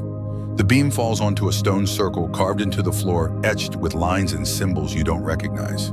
It looks like a board game designed by the moon. Mainstream historical fact: in the Silla and Joseon dynasties, temple timekeeping was often connected with astronomical observation. Monks in tandem with court scholars tracked the movement of celestial bodies to fine-tune their calendars, rituals, and water clock measurements. Some of Korea's earliest observatories, like the Cheomseongdae in Gyeongju, were temple-affiliated or nearby. You tiptoe around the circle, afraid to smudge something sacred. The monk points to a crescent shape at the center. That marked the lunar phase. They'd shine the moonlight through a water basin here. The ripples would reflect upward. If the moon's face was full and steady, you'd see the dragon's eye. Quirky tidbit: some astronomers believed that certain lunar alignments created visible effects in water ripples, pulses, or even slight color shifts. Whether true or not, many monks swore they saw omens appear in their clock basins. The most famous was the so-called dragon blink, a shimmering wave that supposedly warned of a royal death, or maybe just a gust of wind. You kneel beside one of the shallow water basins, its surface still mirroring the sliver of sky above. As you watch, a single leaf drifts across, disturbing the reflection just enough to make it look like a breathing eye. You blink, the leaf spins, settles, disappears. Historians still argue, the monk says, whether these basins were scientific tools or spiritual scrying pools. You tilt your head. Could they be both? He smiles as if you've passed a test you didn't know you were taking. He lights a candle from a niche and walks over to a painted wall. It's faded, but you can just make out constellations in unfamiliar shapes. One that looks like a turtle, another like a dancing crane. No Big Dipper, no Orion, just stories etched in stars you were never taught. These were part of the old Chilsung system, the 7 stars that watched over fate, fortune, and cycles of time. Before mechanical clocks, there were star priests. They watched the skies and whispered to kings when it was safe to build or fight. You try to imagine the stillness of that role, every night staring upward, waiting for alignment. How quiet your mind would have to be, how long you'd have to sit with your thoughts before you could read time from the sky. And suddenly it makes sense why monks would be entrusted with clocks, because they already understood waiting and reverence and the discipline of observing what most people ignore. The monk shows you an old wooden plank with evenly spaced holes. This was a lunar calendar board, he says. Each hole held a pebble. As the days passed, they'd move one to the next slot. When it reached the end, the moon would be full. They called it the pebble moon. You grin. That sounds like a folk band. He chuckles, also accurate. You imagine monks passing pebbles back and forth, tracking time not by alarms, but by subtle shifts in nature. It's elegant, childlike, soothing. The monk lifts a flap of linen and reveals another basin, this one wider and filled with a milky fluid. They sometimes added ground pearl or chalk, he says, to better reflect the moonlight. You stare into it. The candle beside you flickers, casting gold and silver ripples that dance like shy spirits. You feel your pulse slow. The world outside shrinks. It's not hard to believe that time lived here, that it pulsed through these walls not in seconds or minutes, but in tides and glimmers. As you stand, the monk places a smooth pebble in your palm. For your own moon, he says. You close your fingers around it and nod. You'll carry it with you. A reminder that not all clocks tick. Some ripple, some reflect, some wait quietly in pools of silver until you remember to look. Outside, the wind shifts again. The moon is still up, barely. The sky is softening into indigo. And somewhere in the temple, a drop of water falls. The monk leads you past the main hall, where sleepy chants still hum against the walls like bees caught in a bell. He gestures toward a shadowed path behind the incense garden. You pass through bamboo groves so silent that your own breath feels like it's intruding. Then suddenly stone again, moss-covered and cracked. Ahead lies an old chamber built partially into the hillside, half-tomb, half-observatory. No gilding, no carvings, just function. This, the monk says, is where they align time with the stars. Inside, the room is cool and damp, and yet you feel a quiet warmth in its purpose. There's a narrow skylight carved through the ceiling, funneling a soft beam of daylight directly onto a stone pedestal. Resting there is a water bowl, black as ink, reflecting the sliver of sky above. You kneel beside it. Mainstream historical fact, ancient Korean timekeeping wasn't limited to ground-level mechanics. During the Three Kingdoms period and into the unified Silla era, astronomical observatories like Cheomseongdae were used to align ritual schedules with seasonal star patterns. Water clocks helped track the hours, but the sky dictated the flow of the year. Quirky tidbit: that bowl before you, it's called a shadow clepsydra. It uses not just water, but the movement of shadows cast across its surface to signal solar progress. Imagine your wall clock replaced with a puddle that whispers time via celestial dance moves. Historians still argue, the monk murmurs, if shadow clocks were used for stargazing or if they were just symbolic offerings to the heavens. He sounds like he's heard both sides 1,000 times and doesn't quite care. Maybe he knows the answer already. Maybe the bowl told him. You stare at the water's surface. The beam of light drifts ever so slightly, brushing across an engraved marking on the bowl's inner lip. The monk explains it's a solstice marker used to calculate planting seasons and temple festivals. The bowl doesn't move, but the heavens above it do. Time quite literally written in light. In the corner, you notice what appears to be a pile of polished stones. Their weights once used to calibrate dripping speed in clepsydras, primitive water regulators. Some are chipped and lopsided, others are carved with tiny animal motifs. Monks believe certain animals carried spiritual weight, the monk says. A turtle stone made the water slower. A bird stone made it faster. You chuckle. So even their time was personalized. He grins. Only the lucky ones. You run your hand along the edge of the bowl. It's colder than you expect, yet smooth as glass. The carved symbols around its rim tell stories in pictograph dragons curled around raindrops, suns perched atop waves, moons weeping into jars. You're not sure what they all mean, but they seem to understand each other just fine. Don't mistake silence for simplicity, the monk says. The quieter the design, the longer it tends to last. You pause and look up at the ceiling slit, at the lazy dance of light crawling down the wall. There's no urgency, no tick, no rush. You could fall asleep right here, lulled by the whisper of centuries. Suddenly the monk claps, once not loud, but sharp enough to stir your drifting thoughts. He points to the door. Let's visit something noisy. You both rise and step back into the light. The transition feels jarring, like jumping from a whispered lullaby into the first note of a symphony. But you're ready. You've walked the drip, you've watched the float, you've traced the stars through puddles. Now it's time to hear what ancient Korea sounded like when time decided to sing. You trail the monk as he leads you through another narrow passage lined with prayer wheels and the scent of cedar. The air grows warmer, infused with a faint metallic tang. As you descend a series of shallow stone steps, a soft, rhythmic clang echoes upward. Not the gentle drip of a clepsydra, but something more deliberate, more musical.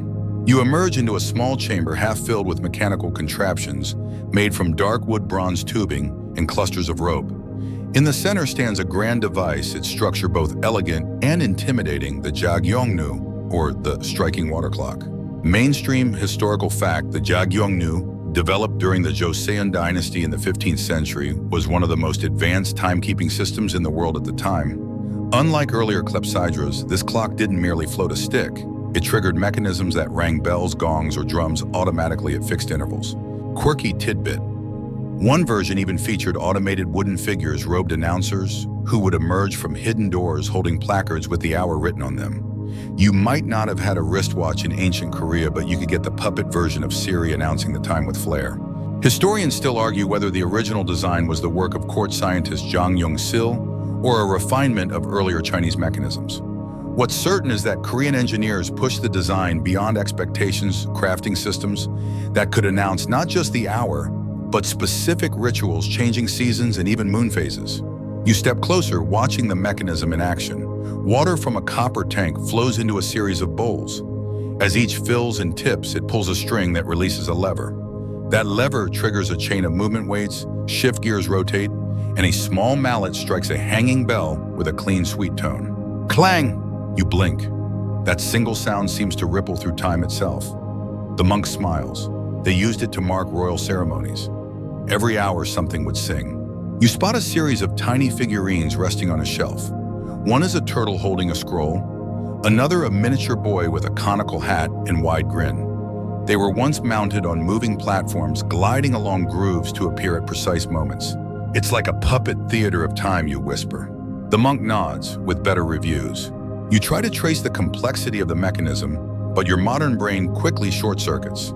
Everything depends on gravity, weight, and flow, but the design is so precise, so intentional that it feels like watching a mechanical poem. People think technology means wires, the monk says, crouching to adjust a pivot. But real sophistication doesn't always need electricity, just imagination. You pause. A tiny rivulet of water curls around the base of the Jagyongnu and vanishes into a small stone trough.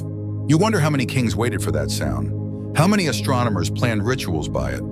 How many monks found peace in the predictability of clangs echoing through ancient wood corridors? Then it strikes again. Clang! Soft, steady, precise. You breathe out slowly. Suddenly, a small hatch at the base of the clock creaks open. A figurine slides forward holding a delicate flower. You gasp, nearly laughing. The monk chuckles, clearly pleased. "That means it's the hour of water," he says. "A gentle time, good for reflection or naps." He hands you a tiny wooden plaque.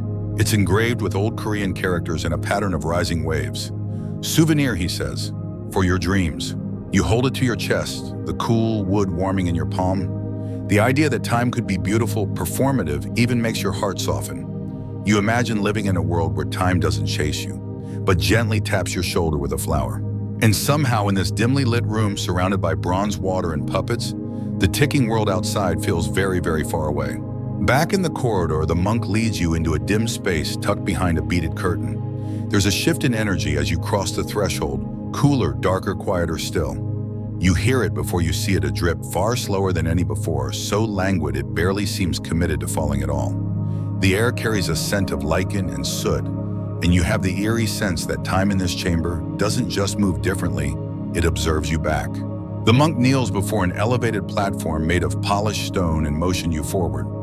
Resting in the center, lit by the flicker of a hanging oil lamp, is a low circular basin with a thick rim. Suspended above it is a slender bronze needle mounted horizontally. Beneath the needle is a surface covered in fine ash, raked smooth like a Zen garden. Mainstream historical fact. Some ancient Korean timekeeping involved drip marks or ash disturbances techniques designed to visualize the impact of time rather than simply measure it. These weren't common, but they left behind poetic impressions, literal records of time's touch.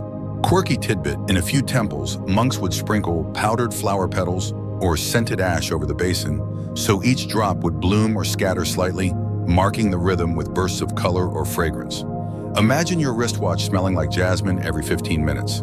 Historians still argue whether this method was symbolic, ritualistic, or practical. Was it a backup for when clepsydras failed?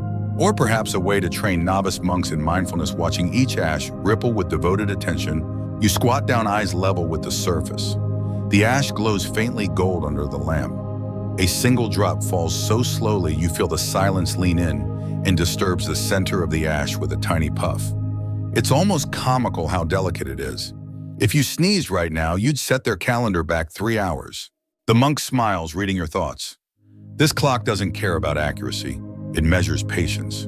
You nod, watching as another drop lands, shifting the previous mark just slightly. It's hypnotic, a sand mandala undone one atom at a time. You realize that here time isn't something to keep track of. It's a mood, a presence. There's a story, the monk whispers, about a boy who stared at this ash for 3 days. No food, no sleep. On the 3rd day, he saw the past. You raise an eyebrow. Well, he shrugs, or he just fainted. You stifle a laugh. The monk gestures for you to take a seat on a cushion nearby. Stay, breathe, watch. So you do. Each drop is like punctuation in a sentence, too slow to ever end. You begin to feel the tension in your jaw relax, your shoulders drop, and slowly, so very slowly, you match your breath to the interval of the drops. Inhale, wait, exhale, wait, drop. At some point, the ash becomes more than just ash. It becomes a diary of moments, each one unique, each one impossible to replicate.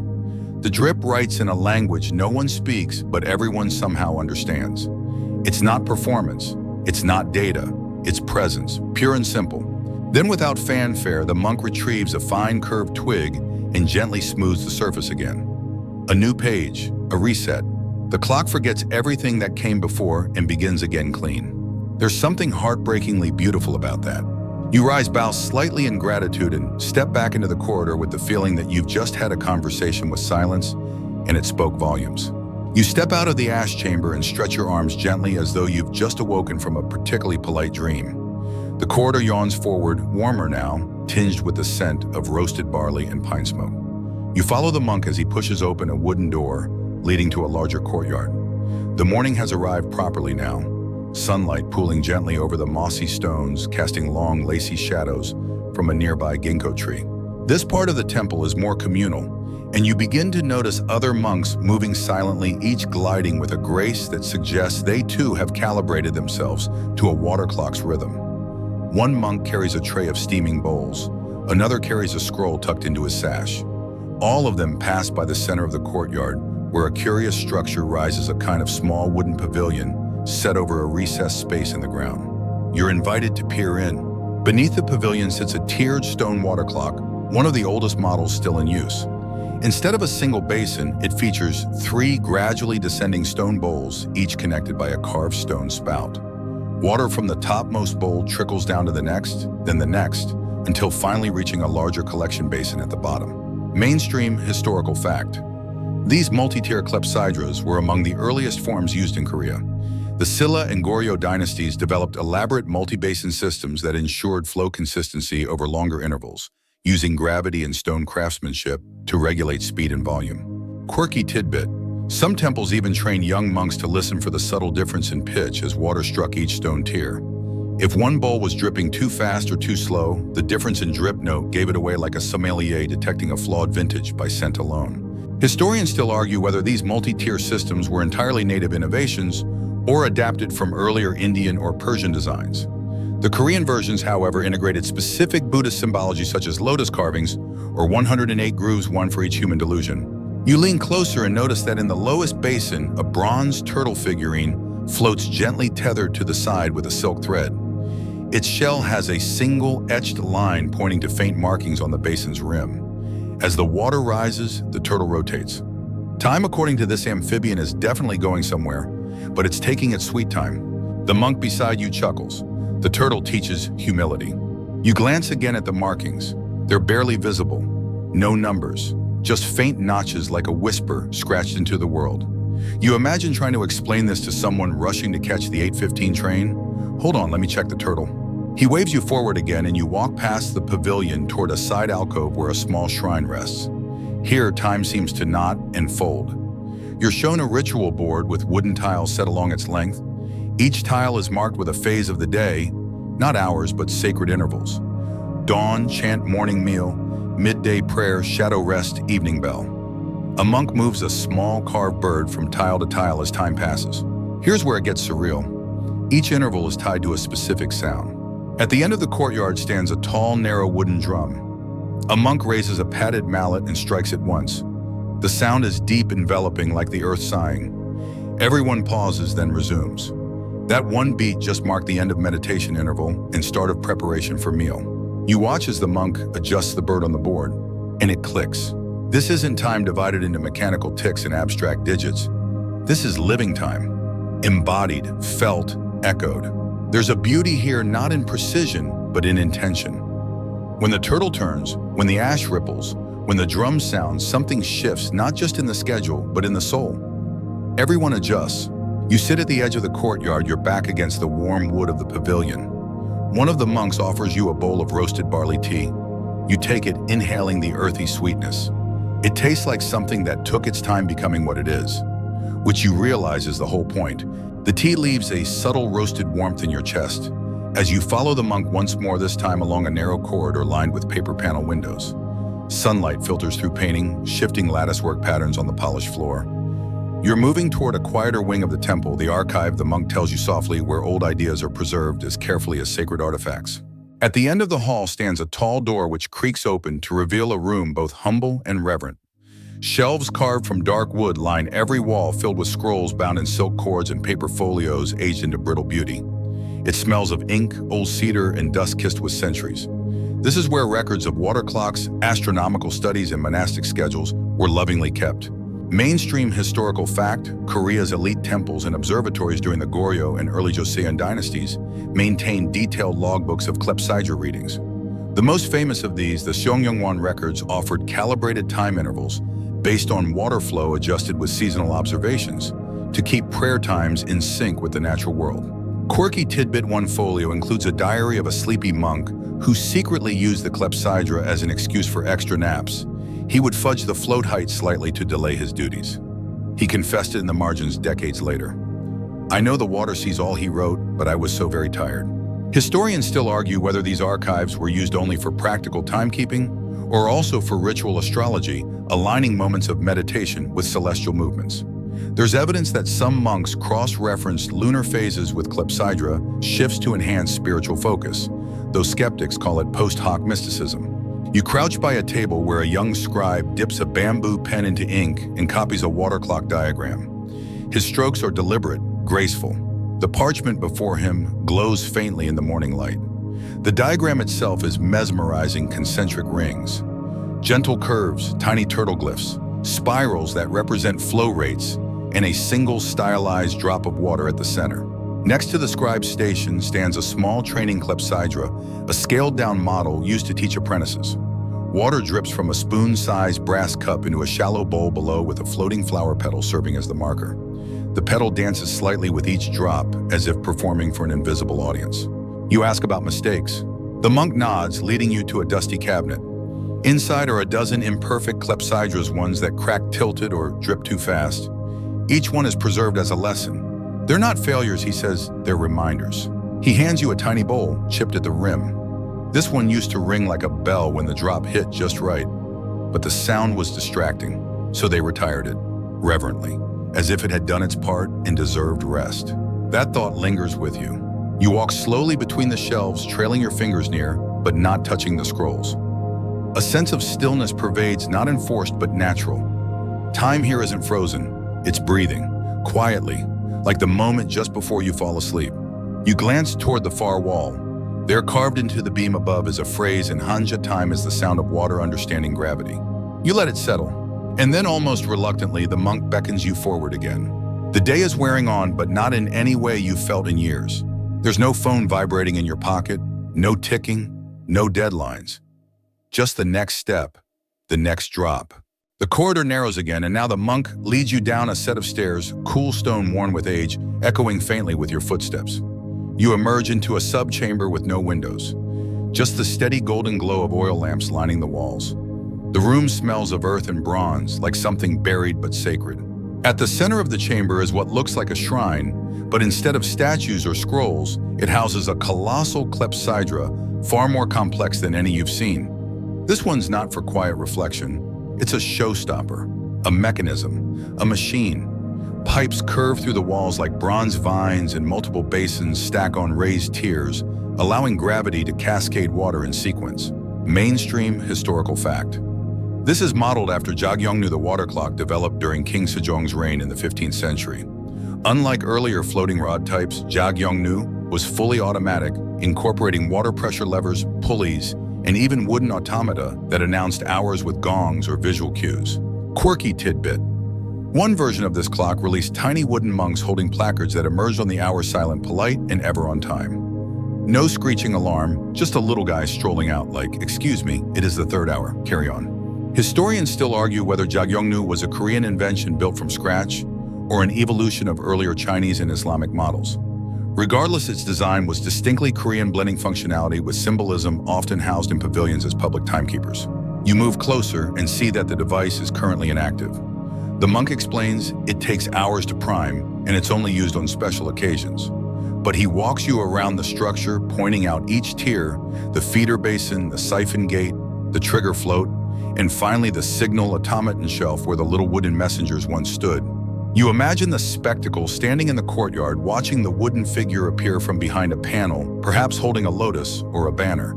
You can almost hear the low gong that would have followed, reverberating through temple halls and distant valleys. A moment when everyone in earshot would pause and know time is acknowledged. Time is honored. The monk gestures at a nearby mural. It shows a line of scholars, heads bowed, gazing at the clepsydra as though watching the moonrise. There's pride in their posture, but also humility. They built this not to control time, but to harmonize with it. You step around to the back of the mechanism and notice something curious, an inscription etched into the copper piping. It's a poem.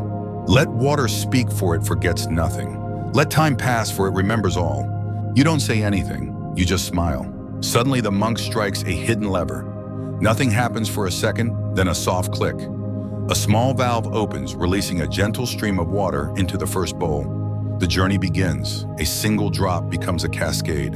The floats rise, the tension builds. And then clack, a carved wooden door opens and a small bird figure rolls forward on a rail. It bows. You blink. It retreats. No words, no noise. Just water making sure you noticed it was noon. It's possibly the most elegant flex in timekeeping history. You sit with the monk on the cold floor, watching the flow continue. What happens if something breaks, you ask?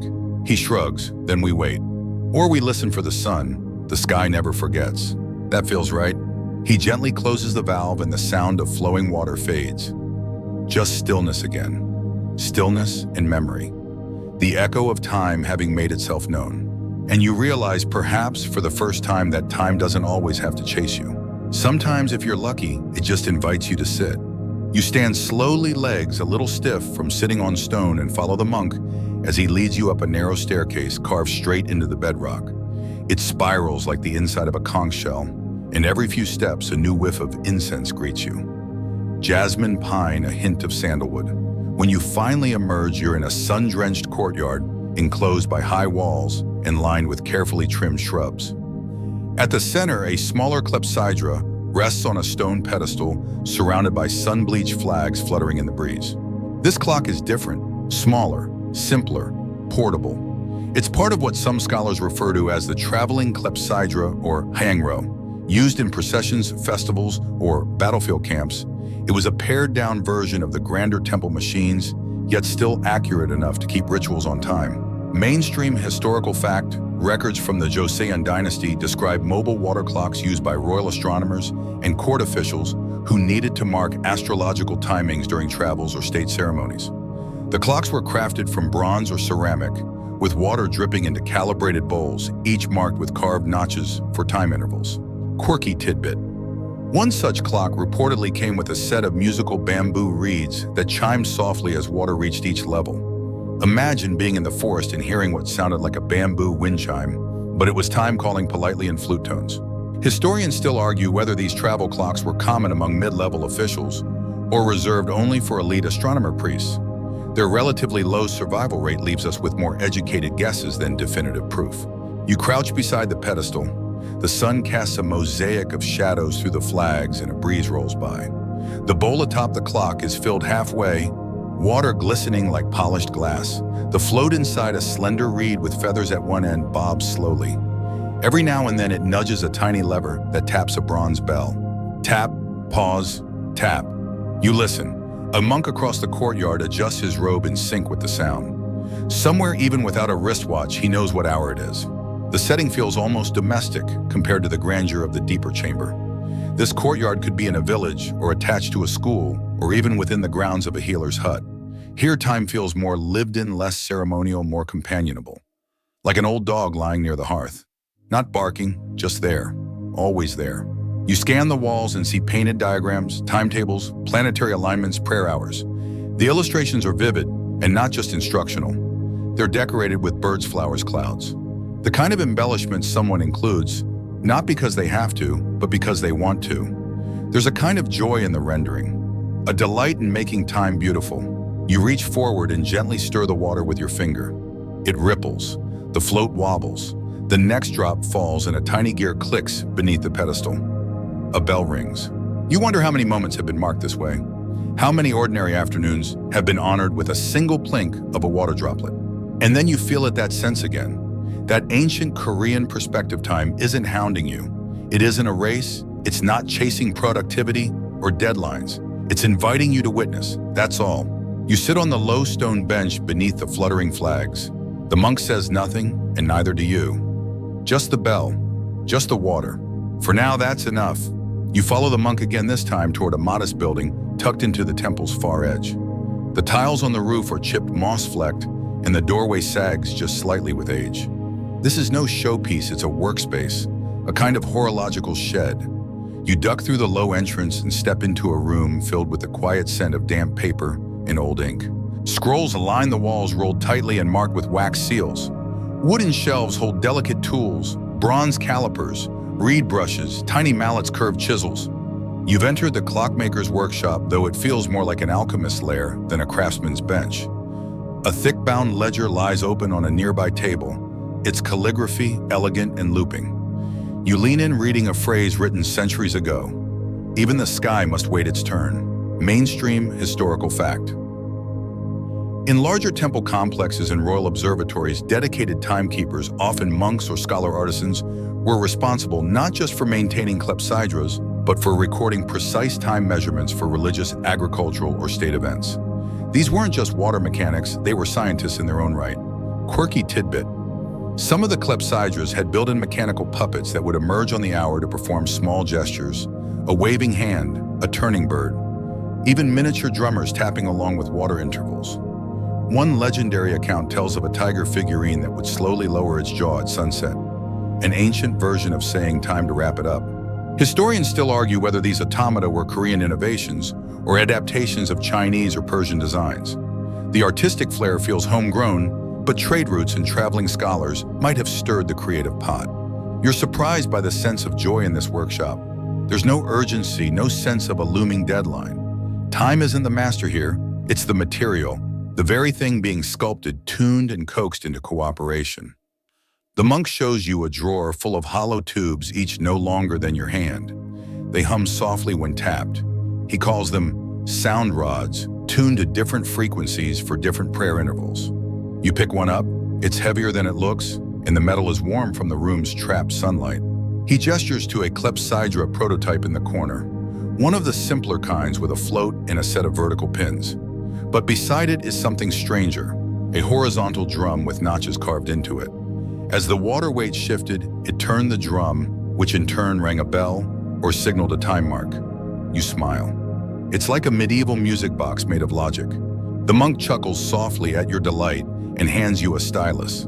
You scribble your name, or at least try to, in the margins of a blank scroll. He nods, then carefully rolls it up, seals it with twine, and places it on an empty shelf labeled Visitors. That's you now. Not just a dreamer, not just a drifter, you're a visitor to Time's workshop. You walk around the room touching things lightly. The parchment rustles like dry leaves. You spot a chart pinned to the far wall, a water temperature conversion table scratched into wood. It marks how heat changes flow rate. These monks knew that time was fickle, that water moves slower in winter and quicker in summer. So they calibrated, adjusted, honored time not as a tyrant, but as a living rhythm, one you had to learn to dance with. You sit on the floorboards listening to a droplet fall into a waiting bowl. It's softer than a whisper. But in this room, it's the loudest thing there is. The monk brews a cup of barley tea. You drink in silence, your breath fogging gently in the cool air. Outside, a breeze picks up. The wind chimes join the water clock in a slow duet. This is what punctuality meant here, not rush, not stress, but alignment. The world moved with you, not against you. And for a fleeting moment, you feel like a gear within the cosmos, turning just as you should, exactly when you should. Later that evening, you find yourself curled up near the temple's veranda, a simple cotton blanket around your shoulders, and a clay cup of lukewarm tea cradled between your palms. The sky, once lavender, has faded into a dusky indigo. Stars blink awake with a kind of quiet confidence. You're not quite ready for sleep yet, and it turns out neither is the temple. There's a soft rustling behind you. A young monk appears, maybe no older than 16, carrying a small oil lamp and a stack of slates. He nods politely and settles on a wooden bench. You watch as he arranges everything just so, then begins gently sketching on the slates with a piece of chalky limestone. Circles, lines, arcs, a little triangle off to the side. You realize he's tracking the moon. Mainstream historical fact: Korean temples and royal observatories didn't rely solely on water clocks. They often cross-referenced clepsydras with lunar calendars and astronomical observations. Particularly during the unified Silla and Goryeo periods, precise moon tracking was essential for determining festivals, agricultural timing, and religious rites. Quirky tidbit: some clepsydra setups included tiny lunar dials where floating rods would pass over moon phases marked in shell or polished stone. The effect was part timekeeping, part poetry. If the rod pointed at a waxing crescent, the evening chant would include certain verses. If it aligned with a waning moon, a different incense might be burned. It was a celestial playlist set to drip. Historians still argue whether these lunar systems were primarily ceremonial or if they genuinely impacted daily scheduling. Some believe the moon dials were symbolic spiritual reminders of celestial order, while others point to temple archives noting specific rituals linked to moon phases. The young monk notices your curiosity and motions for you to join. You slide onto the bench beside him. He hands you a fresh slate and a spare piece of chalk. You're not exactly an artist, but you manage to copy his circle. Then he leans over, adds a little star to the edge, and whispers, "Tonight is the day of clear seeing." You don't know what that means, but you nod like you do. It feels like the right thing to do. Somewhere beyond the hills and owl calls, the wind shifts slightly, tugging at the paper lanterns that hang under the eaves. The temple has fallen into a new rhythm. Not the measured drops of water now, but the beat of stars. You peer up at the sky, it's clearer than you expected. No modern haze, no fluorescent glare, just ink-dark night and pinholes of silver. The moon is low, almost orange, cradled near the horizon like it's too heavy to climb higher. You wonder how many monks before you sat here, watching it rise and fall, waiting for the next drip to line up with the heavens. Back inside, the main clepsydra still hums along its basin, catching the drops as faithfully as ever. But this bench, this moment, it's another kind of timepiece. A pause in the rushing current of modernity. A moment calibrated not in seconds, but in breaths, in glances, in soft scratching chalk. You finish your drawing, it's not good. But the monk smiles anyway. He rolls up both slates in a piece of linen and tucks them into a bamboo cylinder. Then he labels it guest sky. You grin. Apparently you're becoming a regular feature around here. The night deepens and so does your sense of calm. You're not sleepy exactly, but you're softened, soothed, like someone has ironed the wrinkles out of your thoughts.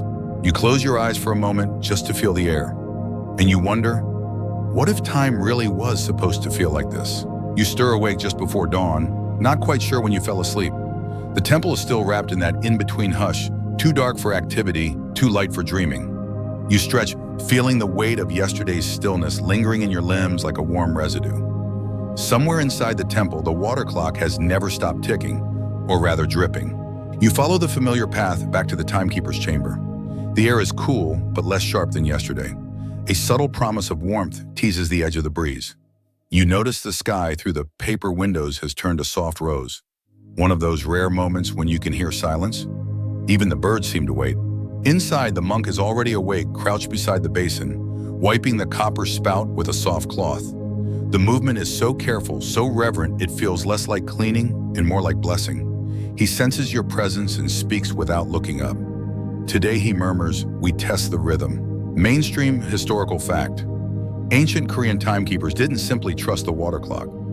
Each morning, a calibration ritual was performed, a cross-check between the clepsydra and either a sundial or a shadow board placed in open courtyards. It ensured the flow rate hadn't been affected overnight by temperature shifts, sediment buildup, or misalignment. Quirky tidbit. Some monks believed that whispering prayers to the water helped maintain its constancy. They spoke not to command time, but to harmonize with it. Think of it as the original talking to your plants, except the plant is time and you're hoping it doesn't speed up when you're meditating. Historians still argue whether these whispered morning rituals were symbolic or functional. Some claim it was an early form of mindfulness training disguised as mechanical testing. Others think it was genuinely believed to influence the divine flow of the universe drop by drop. The monk invites you closer. He shows you a wooden tablet marked with notches, one for each of the previous week's sunrise measurements. He uses a polished obsidian stick to mark today's estimate based on the water level. Then he lifts the paper screen behind the clock, revealing a sliver of pink light breaking over the hilltop. He squints, nods. It matches, he says simply. You sit beside him as he begins the day's first chant. No dramatic bells, no sudden commands, just breath syllables and the tickless ticking of water in motion. You don't understand the words, but the cadence seeps into you. It aligns with something deep in your spine. You're not just hearing time, you're wearing it. As the chant fades, he picks up a small wooden spoon and slowly pours warm water into the upper bowl. The copper pipe gurgles softly, then resumes its steady whisper. Drip, drip, drip. You wonder if monks ever name their clocks the way some people name their favorite teapots. It wouldn't surprise you. The monk stands, stretches his back, and offers you the spoon. Your turn. You blink. Really, but he nods. You take the spoon and pour, trying to match his exact speed. Not too fast, not too slow. It's not easy. Your first stream makes a slight splash. He smiles but doesn't correct you. The clock forgives, he says. You finish the pour and set the spoon down. The basin accepts your offering without protest. The floating marker adjusts slightly, twirling just a little to acknowledge the change. You wait for something magical to happen, like a beam of celestial light or an angelic choir. But no, it's subtler than that. The room feels warmer, as if your act, though small, mattered. You look over at the water's surface. It mirrors your face, distorted slightly by ripples. You realize for the first time that maybe this is what a watch face looked like before glass and gears, just a reflection and a ripple telling you that time is indeed moving. Outside, you hear the rustle of other monks beginning their day. The rhythm expands beyond this chamber now. There's tea to prepare, sand paths to sweep, scrolls to copy, and all of it, every single motion will be cued by the quietest conductor, a clock that doesn't raise its voice. You step back, letting the monk resume his role. He bows slightly, not to you, but to the basin. You follow suit. It feels silly at first, but also right. In this place, time is not something you own, it's something you bow to. And somewhere in that humble motion, you realize you've become part of the rhythm. Later that morning, you're given a rare privilege, one not often extended to outsiders. The head monk gestures for you to follow him beyond the main temple walls, past a winding garden path shaded by whispering bamboo, to a small building that hums with quiet importance. It's here, he says, that the royal clepsydra replica is kept not in use anymore, but maintained with reverence. The room smells of aged wood ink and a trace of camellia oil. Shafts of dusty light cut across a central display where the clepsydra rests like a sleeping dragon. You can't help but stare. It's larger than any you've seen, ornately carved, polished to a near-mirror finish, and surrounded by a shallow moat-like gutter. If the monks' clocks are tea kettles, this one is the imperial teapot, elegant, imposing, and probably guarded by ancient etiquette. Mainstream historical fact: the most famous of Korea's water clocks was built during the Joseon dynasty in the 15th century by inventor Jang Yong-sil. His bronze clepsydra didn't just drip, it automatically struck bells, moved wooden figures, and even changed drum patterns to signal time, making it one of the earliest examples of an automated mechanical timepiece. Quirky tidbit: the clock included a mechanical buoy with an outstretched arm that pointed to the time markers. Apparently, the buoy was such a beloved feature that he got waxed, oiled, and even had his robe changed for formal events. If you've ever dressed up your Roomba for a party, you're continuing a proud legacy. Historians still argue whether Jang Yong-sil's invention was truly Korean, since elements were adapted from Chinese designs. But what's undeniable is that he and his team took water clock technology and cranked it into something uniquely magical, equal parts engineering art and cosmic choreography. You kneel beside the display, observing the curved spout and the interlocking wheels beneath it. The mechanism isn't running anymore, but there's a stillness to it that feels loaded like a paused symphony. You imagine the boy figure slowly raising his arm as a bell softly chimes, and for a moment, time doesn't feel like something that passes. It feels like something performed. The monk beside you explains that this clock was built not just for practicality, but to honor the Confucian ideals of order and harmony. Every gear, every drop, every strike was meant to reflect the rhythms of the universe. To measure time was to honor the cosmic blueprint. Nothing rushed, nothing wasted, just balance. You run your fingers over the base carefully, of course, and notice tiny etched symbols, stylized clouds, phoenix feathers, lotus petals. These, the monk says, remind us that time is both earthly and heavenly. We're not just measuring minutes, we're echoing the stars. You wonder aloud how such an advanced system was powered without electricity. He smiles. By patience, he says, and warm water, and the occasional elbow grease from temple assistants with very good balance and very few plans to sleep in. You're shown a side panel that reveals the drainage system, a clever series of tunnels that ensured water wouldn't overflow. Nearby sits a set of old scrolls, diagrams of flow rates and pulley systems inked with the kind of obsessive detail that only clockmakers and fantasy world builders share. You spot a doodle in the margin, a tiny frog with a crown. Even monks had their bored moments. You're given a soft brush and asked if you'd like to help dust the base. You agree without hesitation, brushing slowly along the grooves of the bronze. It's oddly satisfying, meditative. You're not just cleaning, you're connecting with time, with the people who built it, with the quiet minds that stared into dripping bowls and imagined the motion of the heavens. Outside, a breeze carries the scent of pine and rice. Inside, your brush makes a tiny whisper each time it moves. And in this hushed chamber of the forgotten clock, it feels like you're restoring not just bronze, but rhythm itself. By the time you stand, your shoulders ache slightly and your knees pop. The monk bows in thanks and you return the gesture. As you leave the room, you glance back one last time. The light has shifted. Dust motes dance through the air. And though the clepsydra remains still, you swear something within it is quietly keeping track. You step back into the sunlight. A gong sounds in the distance, an echo of what once may have been delivered by a mechanical wooden boy, now simply carried by tradition in human hands. The temple complex begins to stir. You hear the soft clatter of wooden sandals on stone and the low thrum of a morning chant echoing through the halls. But your steps take you in the opposite direction, down a sloped trail past the herb garden toward a small, open pavilion overlooking a mist-veiled river. A few monks sit there, cross-legged, wrapped in indigo and saffron robes, their hands cupped around ceramic bowls of barley tea. One gestures for you to join them. You do. The river is slow today, like it's hesitant to move forward. Mist hovers inches above the water's surface, and distant birds call in a language that feels older than even the clepsydra. As you sip the tea, one monk begins to speak not in lecture, but in a soft, story-like tone. He speaks of the symbolism of water in Korean spiritual tradition, how water is both measure and metaphor, both ticking clock and teaching. Mainstream historical fact. In Confucianism and Korean Buddhism, water has long been revered as a symbol of adaptability, purity, and truth. Its steady nature made it ideal not just for telling time, but for reminding humans of patience, virtue, and natural flow. The very use of water clocks was often viewed as an extension of this worldview, where human systems were best when they aligned with nature. Quirky tidbit: there's a folktale about a monk who tried to speed up his monastery's schedule by adding vinegar to the clepsydra, thinking it would drip faster. It didn't. Instead, it rusted the spout and made everyone's robes smell like pickles for a week. Time, it turns out, resents manipulation. Historians still argue whether the integration of water symbolism in Korean timekeeping was fully religious or partly poetic. But one thing's clear: they didn't just track time, they talked to it.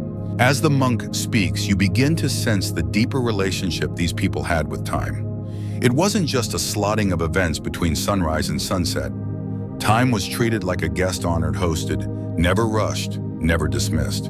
And water was the translator between the visible world and that silent rhythm. One of the younger monks walks to the river and kneels, cupping his hands to scoop up water. He pours it gently into a small bowl beside the pavilion. The water begins to swirl as he whispers a chant you can't understand. But the moment is clear. This isn't a demonstration, it's a conversation, and the water is listening. The monk beside you nods and says, if you rush water, it spills. If you ignore it, it dries. But if you walk with it, it carries you. You look out at the river again and think of the clepsydras. How many days they've counted, how many prayers they've timed. They've outlasted wars, dynasties, and emperors. Not by being forceful, but by being faithfully fluid. Another monk places a small stone at the pavilion's edge. This is how we mark time here, he says. Not just with devices, but with memory. One stone for each important hour. You notice several stones already in place, some worn smooth by years of rain and sun, others newer, sharper. You're invited to leave your own. You hesitate, then choose a flat pebble with a reddish hue and place it gently beside the others. No words, just gesture. There's no ceremony, no applause, just the faint drip of mist condensing from a leaf overhead. Another clock ticking slowly. A breeze rustles the bamboo behind you, and one monk rises, bowing slightly before retreating up the path. The others follow. You linger. You feel like you've added something, not to the temple, not to the history books, but to the rhythm. You finally stand, feeling the weight of time, not as pressure, but as presence. And maybe, just maybe, that's the lesson these monks, these clocks, and this river were trying to teach all along. As you make your way back toward the main compound, you catch sight of an elderly monk adjusting a clepsydra with the same careful precision you saw that morning. He looks up, smiles faintly, and nods as if to say, you're part of this now. You return to the chamber where this journey began, where a basin waits quietly, half filled, and a thin copper spout drips with all the patience of a saint. You ease into and kneel beside it. The stone floor is cool beneath your palms. The candlelight flickers amber, and the room feels smaller now, but more intimate. Not like a clock tower, more like a whispering chapel of time. The clepsydra is working, of course. Drip, drip, drip. The floating marker, a polished reed stick with delicate ink notches, has risen a tiny fraction since you first saw it. And that is enough. In this world, progress isn't loud. It's barely visible. You reach toward the basin, your fingers hovering above the water. The surface trembles, gently disturbed by nothing but the occasional drop. It's a mirror to the room, a mirror to you. You stare into it, wondering not what time it is, but how time feels. Mainstream historical fact. In later centuries, Korean water clocks grew more complex. During the Joseon dynasty, 1392-1897, inventors like Jang Yong-sil built elaborate automatic water clocks that included hidden pulleys, weights, gongs, and mechanical puppets that would strike bells or hold placards announcing the hour. It was an extraordinary leap, blending artistry, hydraulics, and ritual. These water clocks were housed in royal observatories and were regarded as instruments of harmony, not just utility. Quirky tidbit. Some of those later clocks even had animated tiger figurines that would roar politely at the hour. Not exactly terrifying, but probably enough to startle a sleepy scholar or two into remembering their next appointment with a king. Historians still argue whether these mechanized water clocks were wholly original or evolved from Chinese prototypes, but most agree that their symbolic role in statecraft and spirituality gave Korean versions a unique identity. The drip of water became the pulse of governance, the tempo of ritual, and even the rhythm of education in Confucian academies. You think about that as you sit, how water so humble and fluid became the custodian of order and balance. Even emperors deferred to it. Even monks relied on it. And now you, centuries away and worlds apart, are still calmed by it. You lean back, resting your weight on your palms, letting your head tilt toward the ceiling. A few cobwebs cling to corners undisturbed. The quiet is immense, not the hollow kind that echoes, but the full-bodied hush of meaning. Every drop becomes a small drumbeat in your chest. A monk enters quietly behind you. You don't turn, just listen as he lifts the warmed kettle and replenishes the upper chamber of the clepsydra. You can hear the liquid swirl, settle, and then resume its sacred descent. Drip, drip, drip. He doesn't speak, but you sense a shared acknowledgement. This rhythm belongs to all of us. The ancient ones, the watchers, the sleepy travelers like you who wandered in with modern minds and left with water on their hearts. You rise, not fast, not slow, just enough. Outside, the temple courtyard has turned golden under the early sun. Steam curls off the roof tiles. A rooster late to the party crows like it's trying to make up for lost time. But here no one's in a rush, not even the sun. You walk past the herb garden again. The stones remember your steps. The pavilion down by the river glows in your periphery. And as you pass the outer gate, you notice another clepsydra tucked into a niche, smaller, simpler, but still dripping. Still keeping time, still reminding the world to breathe with purpose. You smile. You don't check your watch. That would feel rude. Instead, you let yourself be carried just a little by the memory of the water. Word count 1086. Wind down 300 words, and now let the pace slow even further, like a final drop hanging in midair. You're leaving the temple now, but the rhythm stays with you. It lingers in the back of your mind, gently swaying like a lantern in twilight. There's no need to rush. The story has been told, the water has spoken. Feel your breath match the calm cadence of that clepsydra, soft inhale, soft exhale. Let your muscles loosen like silk unraveling under moonlight. Let your jaw unclench. Let your shoulders fall just a bit. Time no longer demands anything from you. It simply hums quietly beside you. As your thoughts begin to blur at the edges, picture that floating stick again rising with such grace, it almost forgets it's part of a machine. Picture the flame-lit chamber, the scent of old incense, the whisper of a kettle being poured. You are safe here. You are outside alarms, notifications, agendas. You are wrapped in the oldest rhythm of all. Let sleep find you as water finds the bowl, without force, without hurry, with nothing more than gravity and grace. Good night, traveler.